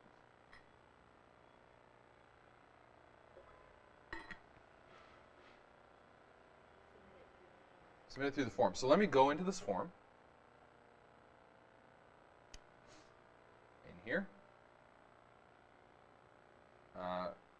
Method equals get or post, right? Action Why didn't they call it path? I don't know. Action. We'll do an action, sure. Yeah, meows, yeah. So this should actually now trigger that, right? It should trigger that endpoint. Although, and I want to, how do I, let's say I just want to log out the information that gets passed to me from this. What am I looking for? A request body, yeah. So request.body, cool. I'm going to restart this server, and I'll run it, and I can just type in anything I want here and hit meow. I think. Oh, it doesn't submit. Let me do type submit, I think, on here somewhere. Type equals, I think we have to do this, right? Okay.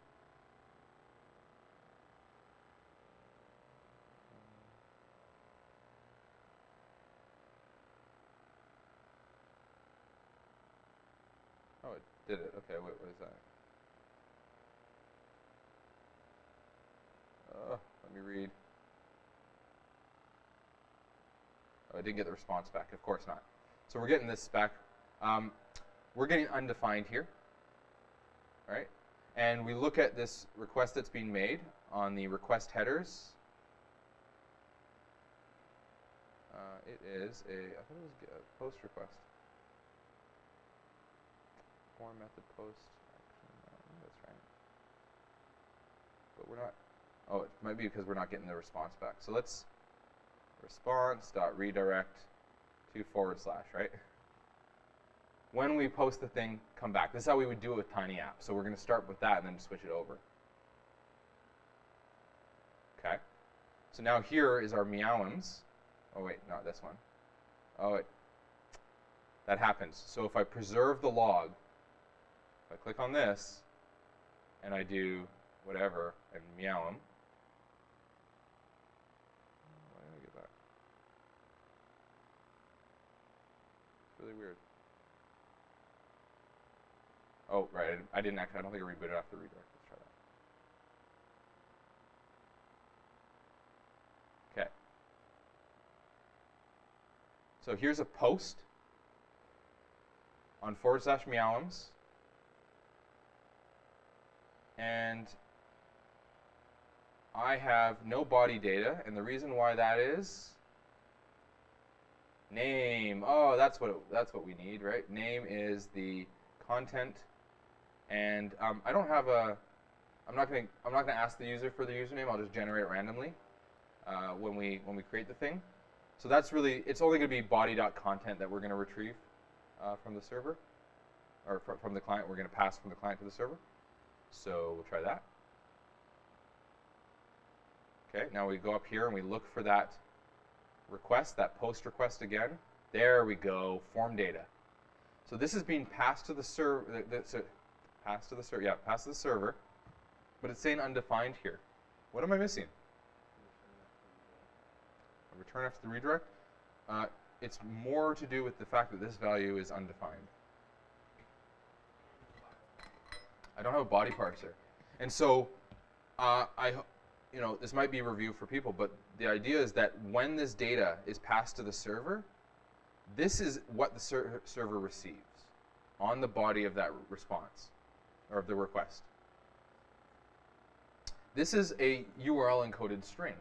If I had more items in this form, I would have more values here. I would say, it would say something like, let's say I allowed them to put the name in. Username equals McGinty, and content equals some stuff. This is how it would encode that thing. This is all the server receives, is a string that looks like this. And the body parser takes this thing and converts it into an object for us, and then puts that object on the request object that we get inside of the handler here.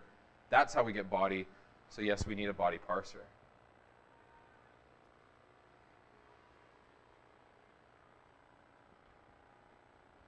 Okay. So we'll use this body parser. We'll require it up here somewhere.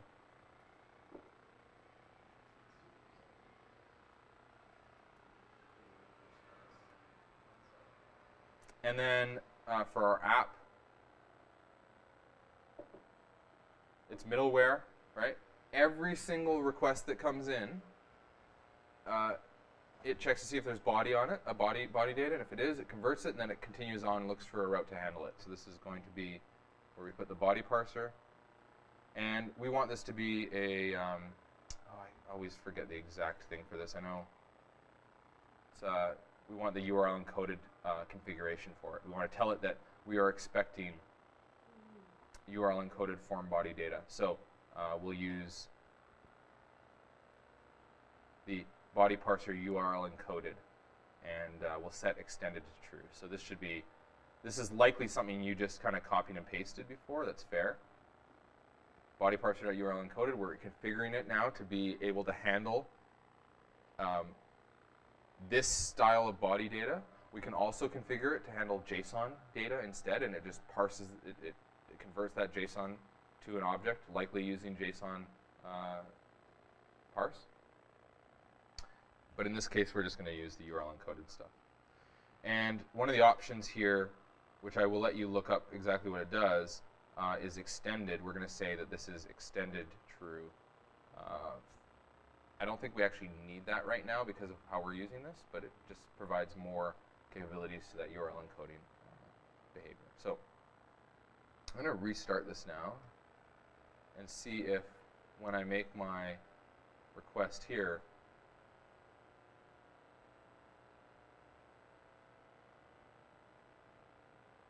for the post, great, ADF up, body retrieved, great, we got it. Let's keep going. And now what we want to do is actually generate a poem and push it to the poems array.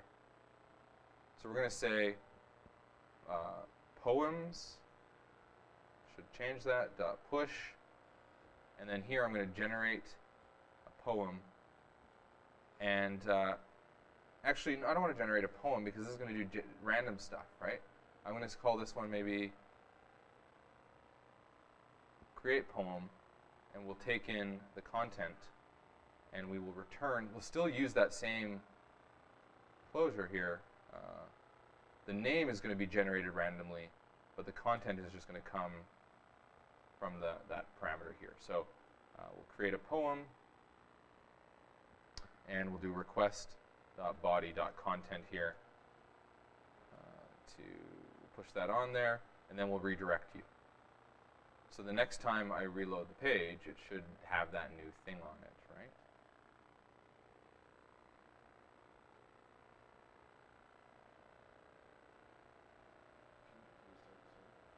Have to restart the server, yep, and then I can do that. All right.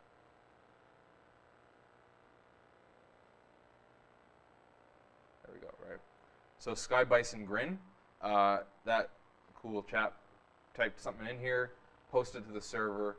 We did a redirect, which caused the page to reload, which caused our AJAX request to ask for the data that's updated. That's why we now have this showing here. But this is still not an AJAX website because our form is doing the reload for us. This is causing it to reload. So now we're going to get into that AJAX behavior. David referred to it as hijacks, kind of like hijacks.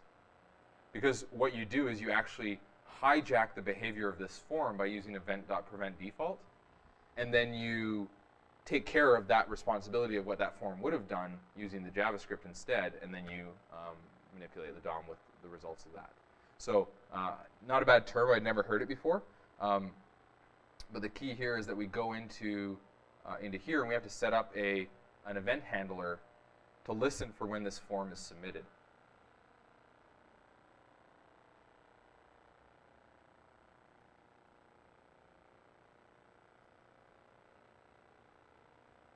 Good for everyone? Okay, no surprises there. On submit, we are going to grab, we want to grab the data, the content data from this.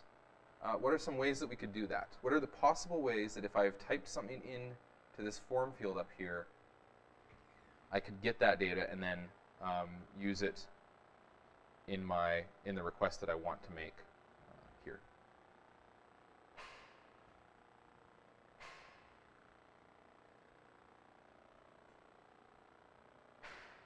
I There's two that I'm thinking of. There's like there's three that I'm thinking of.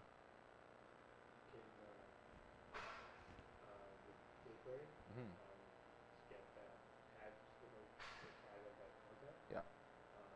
Okay. So one way is with just so Victoria here is with jQuery we can grab that form element in text area and then grab the value of it, right? Anything else?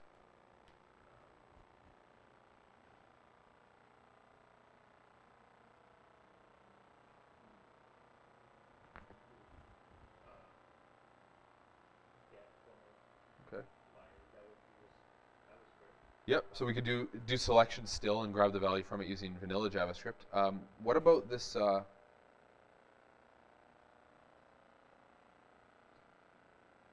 What does this do?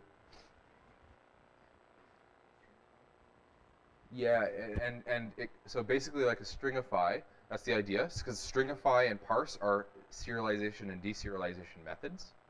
This is going to take a form and serialize it into text.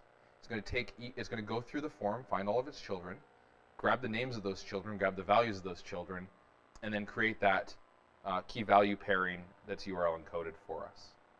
So this is not a bad way to do it in jQuery. We have to use, kind of use this here. I think I could also say event.target. I kind of like this a little bit more. To me, it's a bit more clear, right? We also have this. I'm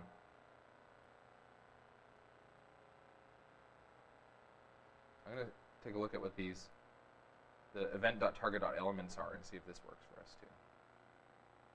The first thing I need to do, though, right, is event, prevent, default. Now I'm hijacking this form. Oops.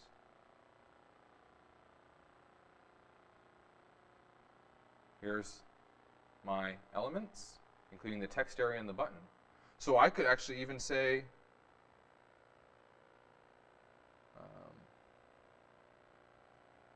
I think I could say, let's try this. Text area content.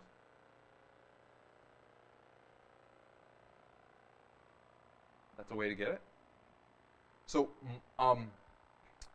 this works, but it kind of relies on maybe knowing that or just copy and pasting and blindly doing it. So I don't know if I want to do that.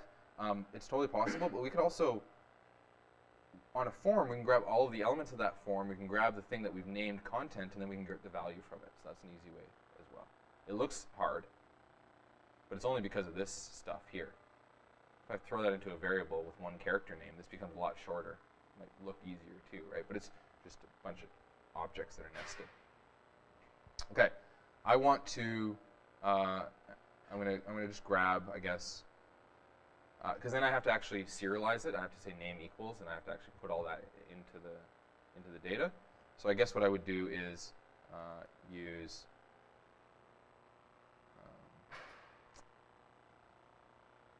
Let's say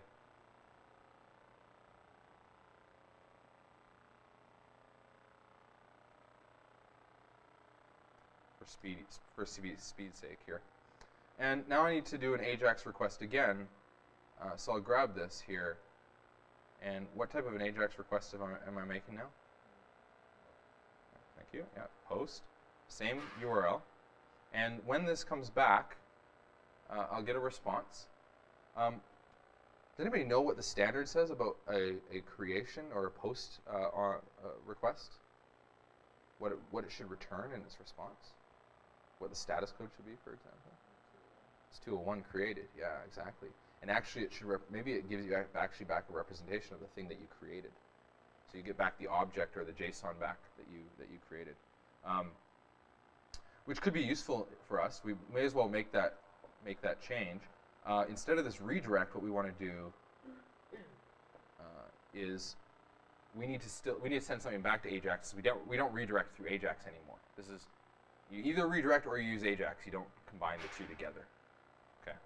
So I'm not going to redirect anymore. I'm going to do a JSON response. I'm going to send some JSON back, and I'm also going to set the status code. But the first thing, I guess, what I'll do first is I'm going to create this poem, or yeah, whatever. And I'm going to create it here I'm going to push it onto my persistent data store, which is that array, which is as persistent as it can be here, poem. And I'm also going to then send back the poem in the response so that the client could say, oh, I got this thing back. I could add this to the list now, maybe. That way you actually wouldn't necessarily even need to reload the whole page and all of the tweets when someone posted a new tweet. Right. I think with Tweeter, what you do is you post, and then when the response comes back, you clear the existing tweets, or you make a request for the existing tweets, and then you clear the existing container, and then you just put all the tweets in there. And it's a good way to learn it.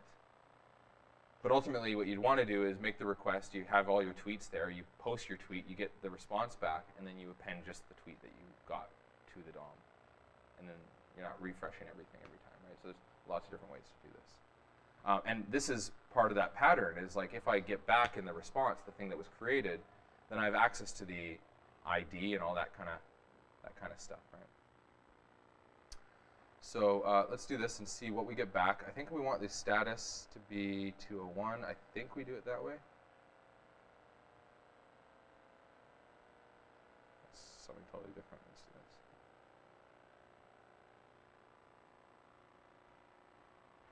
Oh, meows for each is not a function. That's fine. Let's see what happens here. Clear that and then try it. Clear that and then try it. Just makes it a bit easier to see. Post I got created, and my response generated the name for me. I've got no content there. That's likely because I am not sending it. Right. Where am I sending that content? I'm not doing that, so obviously it's not going to. We'll just take this thing here, put that in there.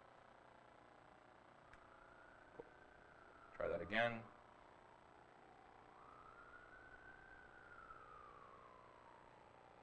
Got it back. Here's the content. Here's the name. Here's the ID. So that seems to be working in the way that we kind of expected. Good. Now, once I post, I get the response back and I re-render. But it's rendering all this stuff down here. And I want it to be rendering up top here. So what's a good way for me to solve that problem? I could sort it, yeah. So I could grab that data that's coming back and then sort it maybe based on the ID, or if it has a date added, then I would do it based on the date because we want it. In that case, I would have to add more data to this thing, and I probably don't need to do that right now because we're getting close to the end time. Yeah, this is a quick way for me to do it. And so now all the new stuff should show up, here. This is just when we do the post here, it's rendering the meows, but it's not. We're not getting back a list of meows. We're getting back one meow. So we actually want to. We'll do a load data here instead. So when we post, there we go. It will reload. This is actually reloading everything, so we get this problem of all the data. Right? So let's fix that as well. What's a good way to fix this problem where every time I post, it's actually, if I show you again, here are all of them. I post again one time, and it's like a whole bunch of duplicates. Why is that happening?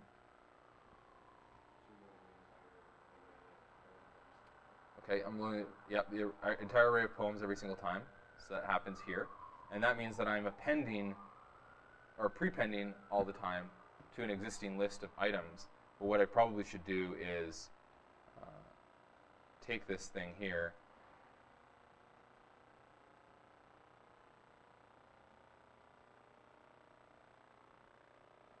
We want to do that before we do this, right? So something like that.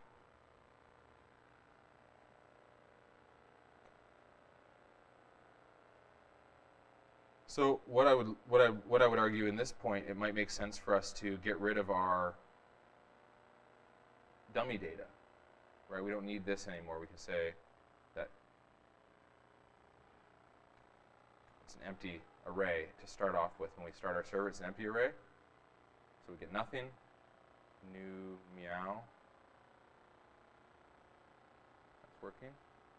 Try another one. And that's working, so this is giving us that sort of functionality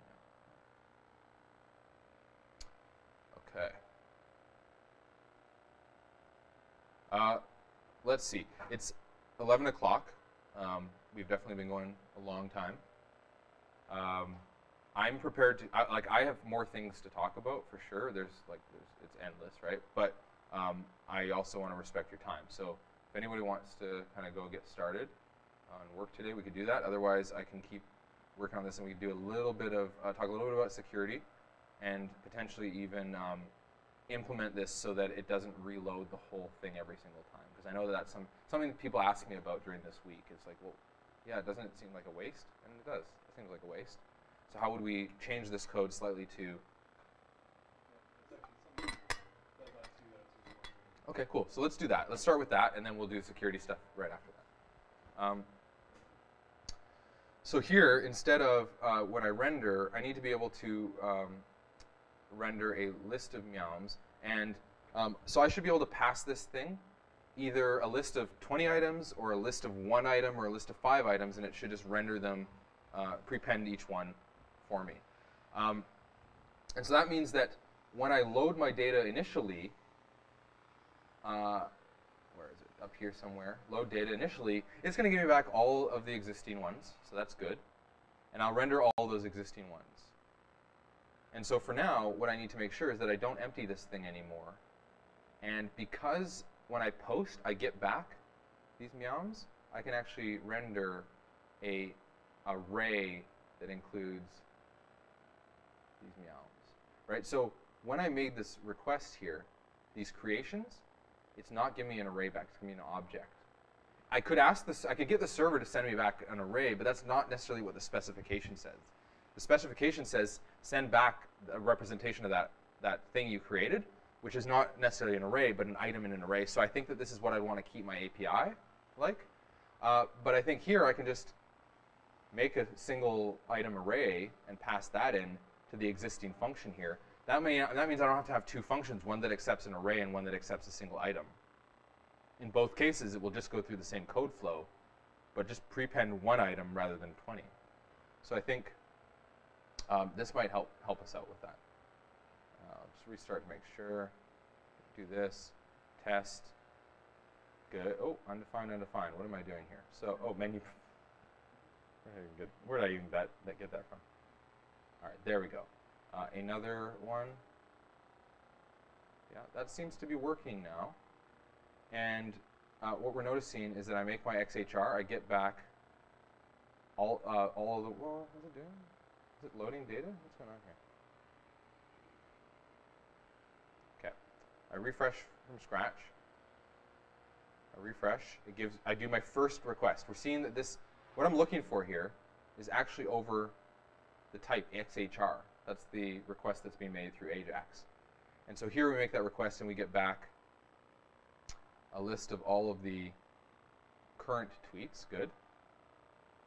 And then when I do another one, let's say check it.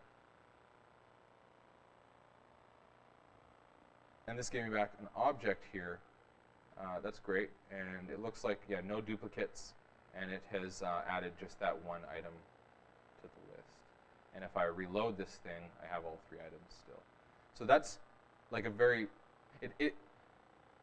this is hard until you think, well, wait a second, if the server just gives me this thing back, then I can just use that and add it. And I can confirm that it's the thing that was actually persisted on the server.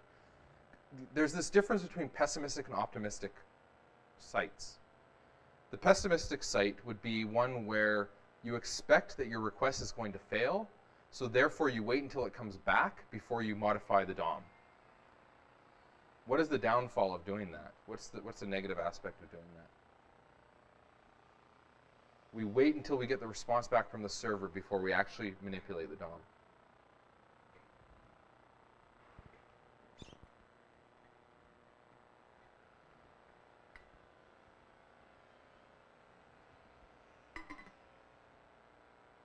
How long does an HTTP request take?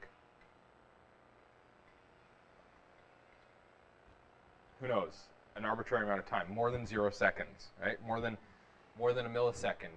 Like this is it takes some time, and so when we make this request and we wait until we get back, let's say it takes 700 milliseconds. Well, the user is just sitting there, and they will not see the change happen for 700 milliseconds. Alternatively, you'd be optimistic about this, and you say, you know what? In this world, all of my requests go through. So what I'm going to do is, as soon as someone clicks on that button, I'm going to send the request to persist the data, but I'm also going to update the DOM at that point in time. Right? So there's this kind of trade-off. The problem with that is that if the server comes back with an error, what do? Do you pull that thing back out of the DOM and say, oops, I made a mistake? Or do you say you never committed this thing or you never actually saved this thing or whatever it is? You have to be careful with going optimistic. It is a better user experience, and most of the time it works just fine.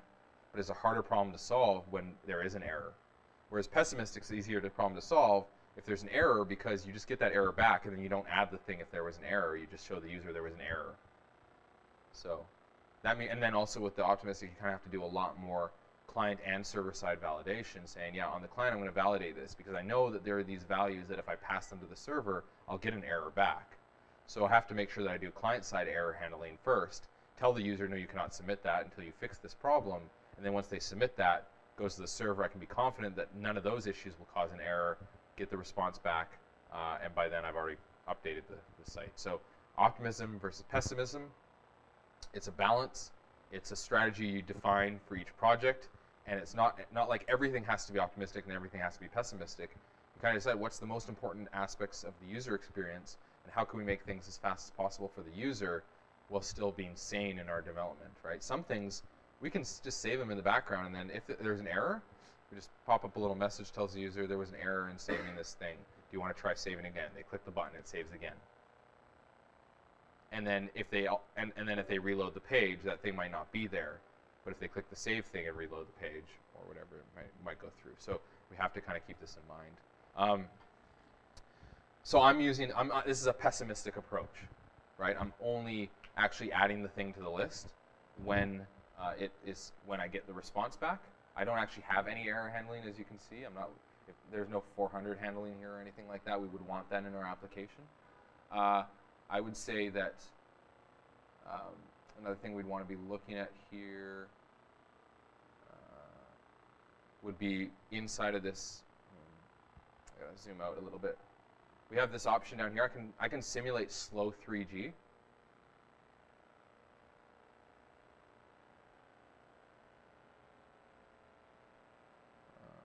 Oh, a server.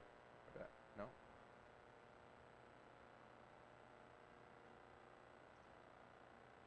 Look at this. Look how long these are taking.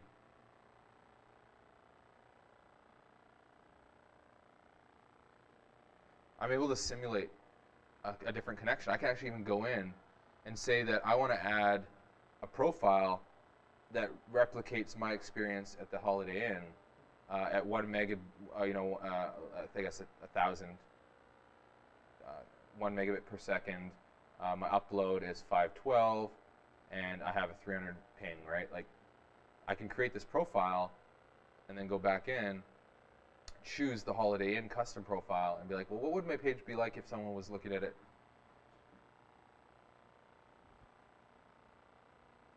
It's faster than that slow 3G option, right? But this is how I have to do this before I put a website into production. I have to test it, because we're running locally here. That's as fast as it can be. So now, with one of these slow connections here, how long? Oh, wow. Right? It's downloading fonts. Those things will render in once they get... Okay, looks like I'm ready to go. How long does this take to post? This is pessimistic, remember?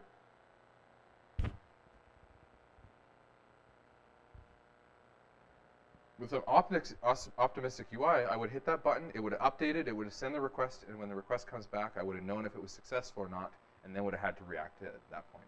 Okay? So I think this is kind of an important part of what we're talking about today, even though it's not directly how do you write the Ajax code. It's what do we think about when we're dealing with this type of website.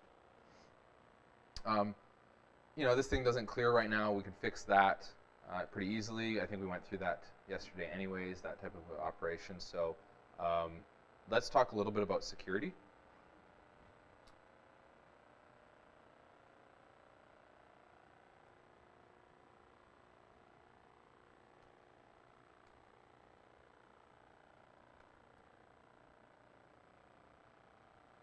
I'm still going slow. But I've just posted a little bit of JavaScript into my message. And when I got the response back and it re-rendered my page, it actually injected this code into here. Okay? So now, I'm going to get rid of this slow connection because we don't need to talk about that anymore. Every time I reload this page, that's awfully annoying, right? And not only that, but if I create a new tab, go to localhost 3000, all other users get this as well. Okay, so this is something we need to think about because that little alert message is annoying but not really malicious. What happens if we did something like, and I'm just going to restart the server to clear those messages so we don't have any, okay. What happens if we do something like this?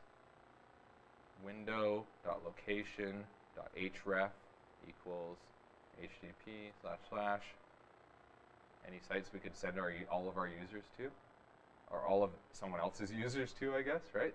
Whoever created this website, they want you to see the poems, but I'm going to send you off to example.com, and if I do that, I'll close that script tag. So here I'm just typing in so we can see. What is this going to do?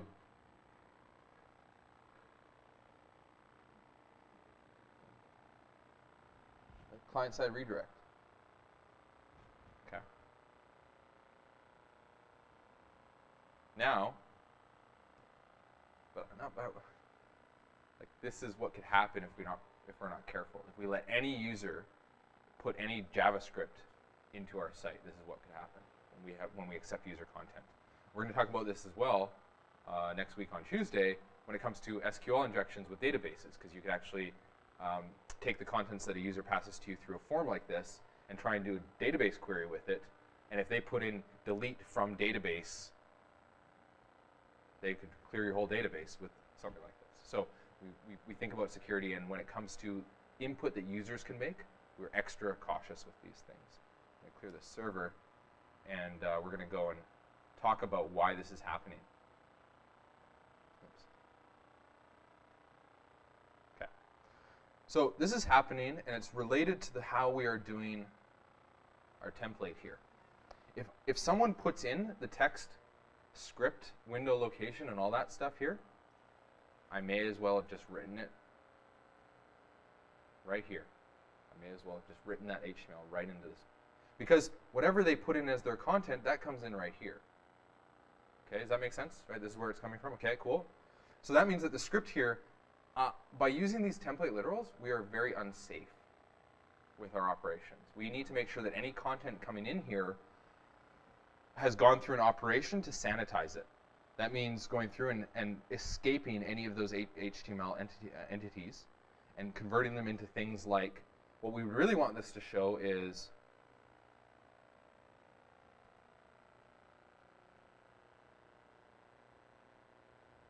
something like that instead, because that'll render out script on the page for us and not actually execute it as script.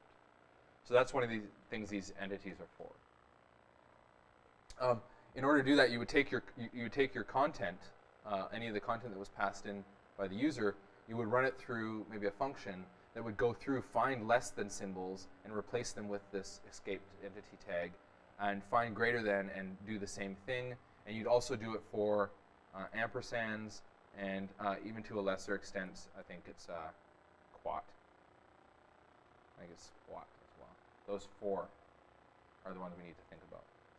But there's got to be an easier way, right? There's got to be an easier way than this. What happens if we do this other template thing instead? So I'm just going to switch over from literal templates to append. And now when I do a script, window.location.href equals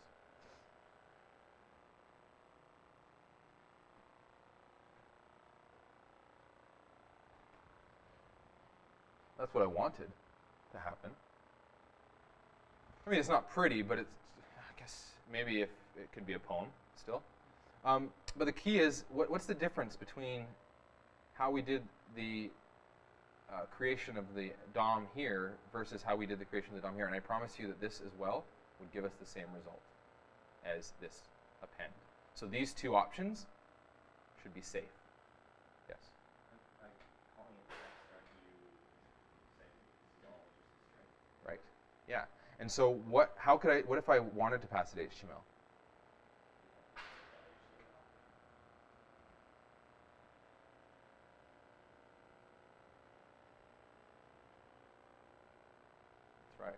So by using text versus HTML in jQuery, it goes through, escapes it, and then provides us with the actual text. We use HTML, it's saying, you're the boss. Whatever goes in here, that's your responsibility. We're going to render it as it is. We have to think about these things as well. That's cross-site scripting. That's sort of like, I want to be able to run scripts that I provide on your site. And it's, it's one thing for me to be able to run the scripts in my own environment and not have them saved to the database and then rerun for other people. But to have that happen where I put in a script and now everyone that goes to this page runs that script, I mean, I could mine Bitcoin if I wanted to, right, at the end of the day. So on other people's machines, which is not a bad business if you can get into it. That's the security aspect of this small piece of it, right? And I know that there's an assignment about that, about escaping stuff, so I definitely recommend asking questions if it's still confusing around that when you're doing that exercise. I'm going to go through and I'm going to clean this up just a little bit. I'll just get, there's no point having this comment here. Maybe I'll just put some comments in here. I want to get notes to you as soon as possible, which means that they're not going to be anywhere near as thorough as I've done in the past. But my goal here is to, now that I have sort of a framework to build in for this lecture and I have an idea of, and I've recorded it so I can go and watch it again and make sure that I come up with something that's like focused and a bit more direct, which is what I prefer. But I don't know. I feel like it was finally time for me to do this. Right? Get out of my comfort zone a little bit. Question? Victoria, good? Thanks for spending extra 15 minutes. Yeah. Do you probably render the final function inside the load when you're loading that? When the data has been received. So my done function is called when the AJAX request, the response comes back. Mm-hmm. And my done function here, it will render passing in the meows, which then go through and loop. Yeah.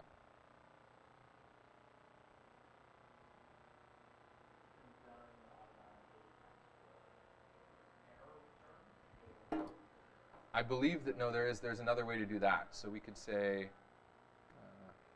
fail. There's a fail here. So in that case, you could get information about it. Yeah. That's how you'd handle an error, is you do the fail. And there are many, many different interfaces into this. There are different ways you're going to see, if you go on Stack Overflow and it's 2 years old, maybe 3 years old, 5 years old, you might see different patterns of AJAX used. My recommendation is to stick with the documentation for this. And to follow the examples that they have, because that's kind of what they would expect for people to do today. And it's really just sort of simple, right? Like simple, I want to make a request. I can pass it some parameters like, let's see,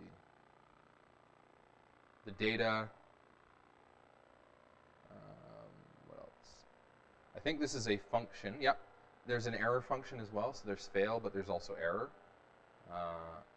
I'm not actually sure the difference. You'll probably want to read those things. Well,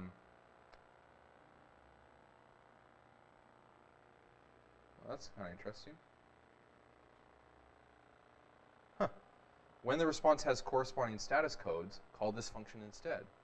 So this is kind of if you get back a resource not found or something like that, 404 not found, you could give them one message, whereas if you got like a generic error, you could give them another message, and that's kind of useful. Huh. Success sounds like done to me. I don't know. But these are all things that you can actually pass as parameters. So when we're seeing that list, what we're saying is, I don't necessarily need to chain this done function. I could say, I think I could do it this way.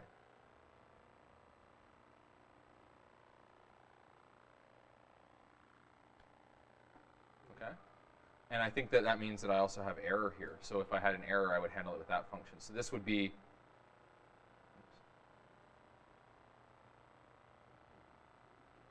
I gotta fix my exploits here. I think it's getting the cached version there, and that's why it keeps doing that. If I go straight to it, good. Okay. Yeah, so that's working still. And I just changed the way that we use Ajax, because now I'm using the success property rather than a chained method called done. Right. Many ways to do the same thing. I hope that. Yeah. Are you avoiding it to load everything again? Just like running the new one in the submitter instead of like submitting to the server, then loading everything again? Yeah, I'm not doing that anymore. I did make that change. So the question for Victoria is, am I still loading absolutely everything after I post it? And I'm not. And the reason why is because before I would do a load data here. So when I post, I would load data, and that would be the pattern that you're following with Tweeter right now. Is when you've posted, you receive the response. We don't care what the response is. We're actually ignoring this value, I think, in most cases. And you're calling load data at that point. And load data then goes off, makes the request to the server to get all the fresh content, takes everything, and then it renders everything for you, right? In this case, what we're doing is when we get that response back, it's not nothing. I actually specifically made it. So this is important. I specifically made it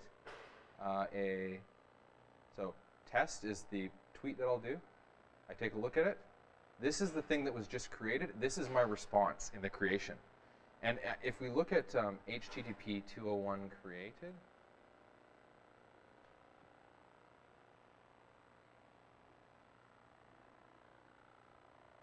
the new resource is effectively created before the response is sent back. And the new resource, well, that's weird. They need a pull request to fix that. And the new request is returned in the body of the message. The new request is returned in the body of the message. Or the new resource is returned in the body of the message. This is the new resource that was created, right here, right? And this is returned in the body of the message. That means that when I receive the response, I do care about this now. And instead what I do is I pass that array of one thing into my render method, which goes through, renders that one thing for me, prepends it into the list. Right? Is that? Yeah. Yeah, Just because I was trying to console log the response. Yeah. And I was being like, Right.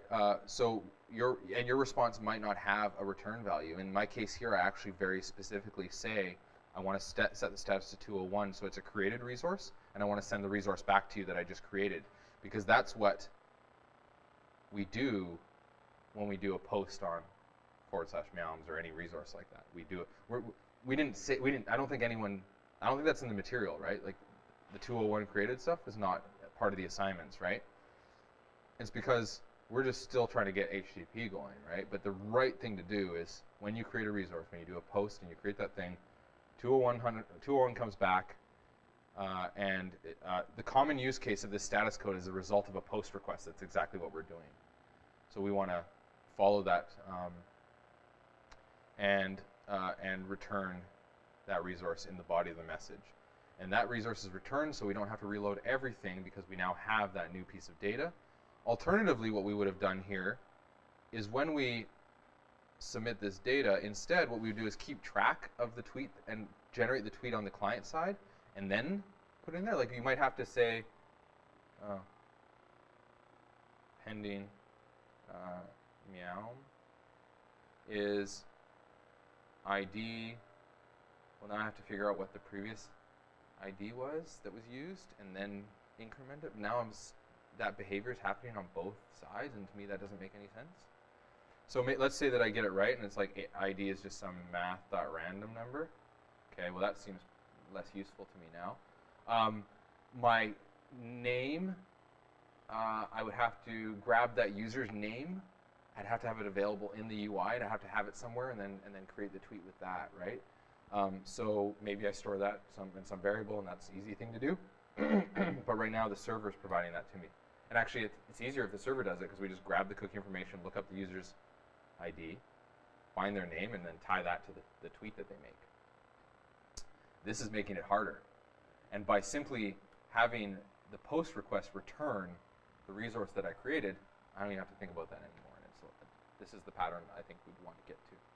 I know you explained this already, but sorry, why did you put nouns in an array of one element Yep. instead of just an object? So let's go into the browser and look at the two situations that render gets called in right now. Okay, so we're gonna take a peek at the two circumstances for which render gets called. There's one right here, and that is when I get all of the meows, right? There's one right here. It's when I post a meow. Okay. So we load the page. It's about to call render, and it's passing in an array of two meows that it got from the server. Does that make sense? Yeah. So we jump in there, and we step over, and every time we actually, so we go into the for each here, and it goes through two items, and prepends those two items to the DOM. Cool? Okay. So that's one scenario. Now we've loaded. Now I post, and now we get the second situation where we render. But what did we get from the server in this case?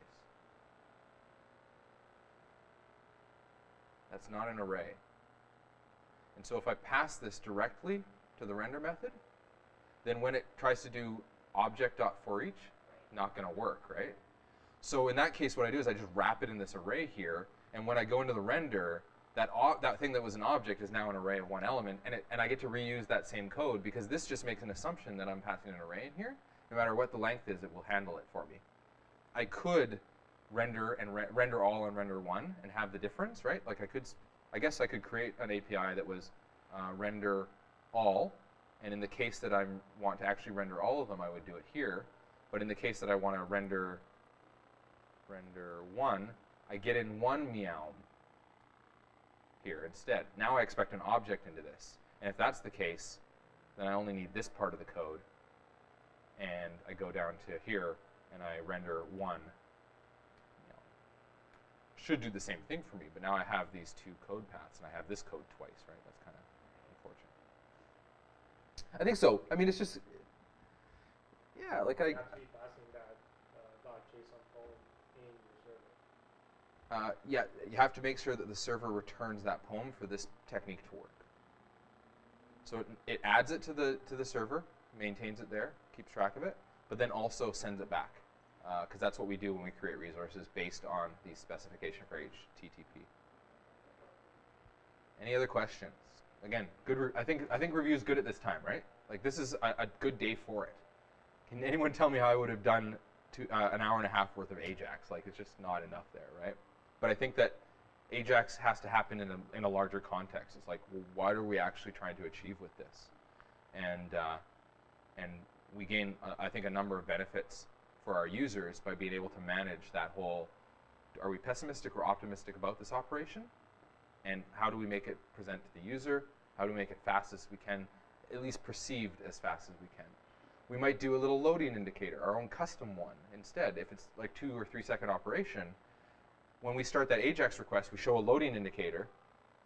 And then when the Ajax request is done, we hide the loading indicator and show the results. That's nicer than a browser refresh, right? So we can get nicer apps with this, I think. And then we're going to use React and still be doing all of this stuff. With React, we'll still use Ajax. We'll make sure the DOM's ready. When it's ready, we'll make a request, get the data, and then we'll update our React app with that new data in a different way. It's all leading up to that kind of a pattern anyways. Again, thanks for the extra 30 minutes. I'm not here for lectures today, or for mentoring today. So I'll see you all next week. I think I'll be doing Monday databases and SQL. Victoria, I hope you're good. If not, message me and ask questions. Still, yeah, any feedback on that would be helpful. Thank you.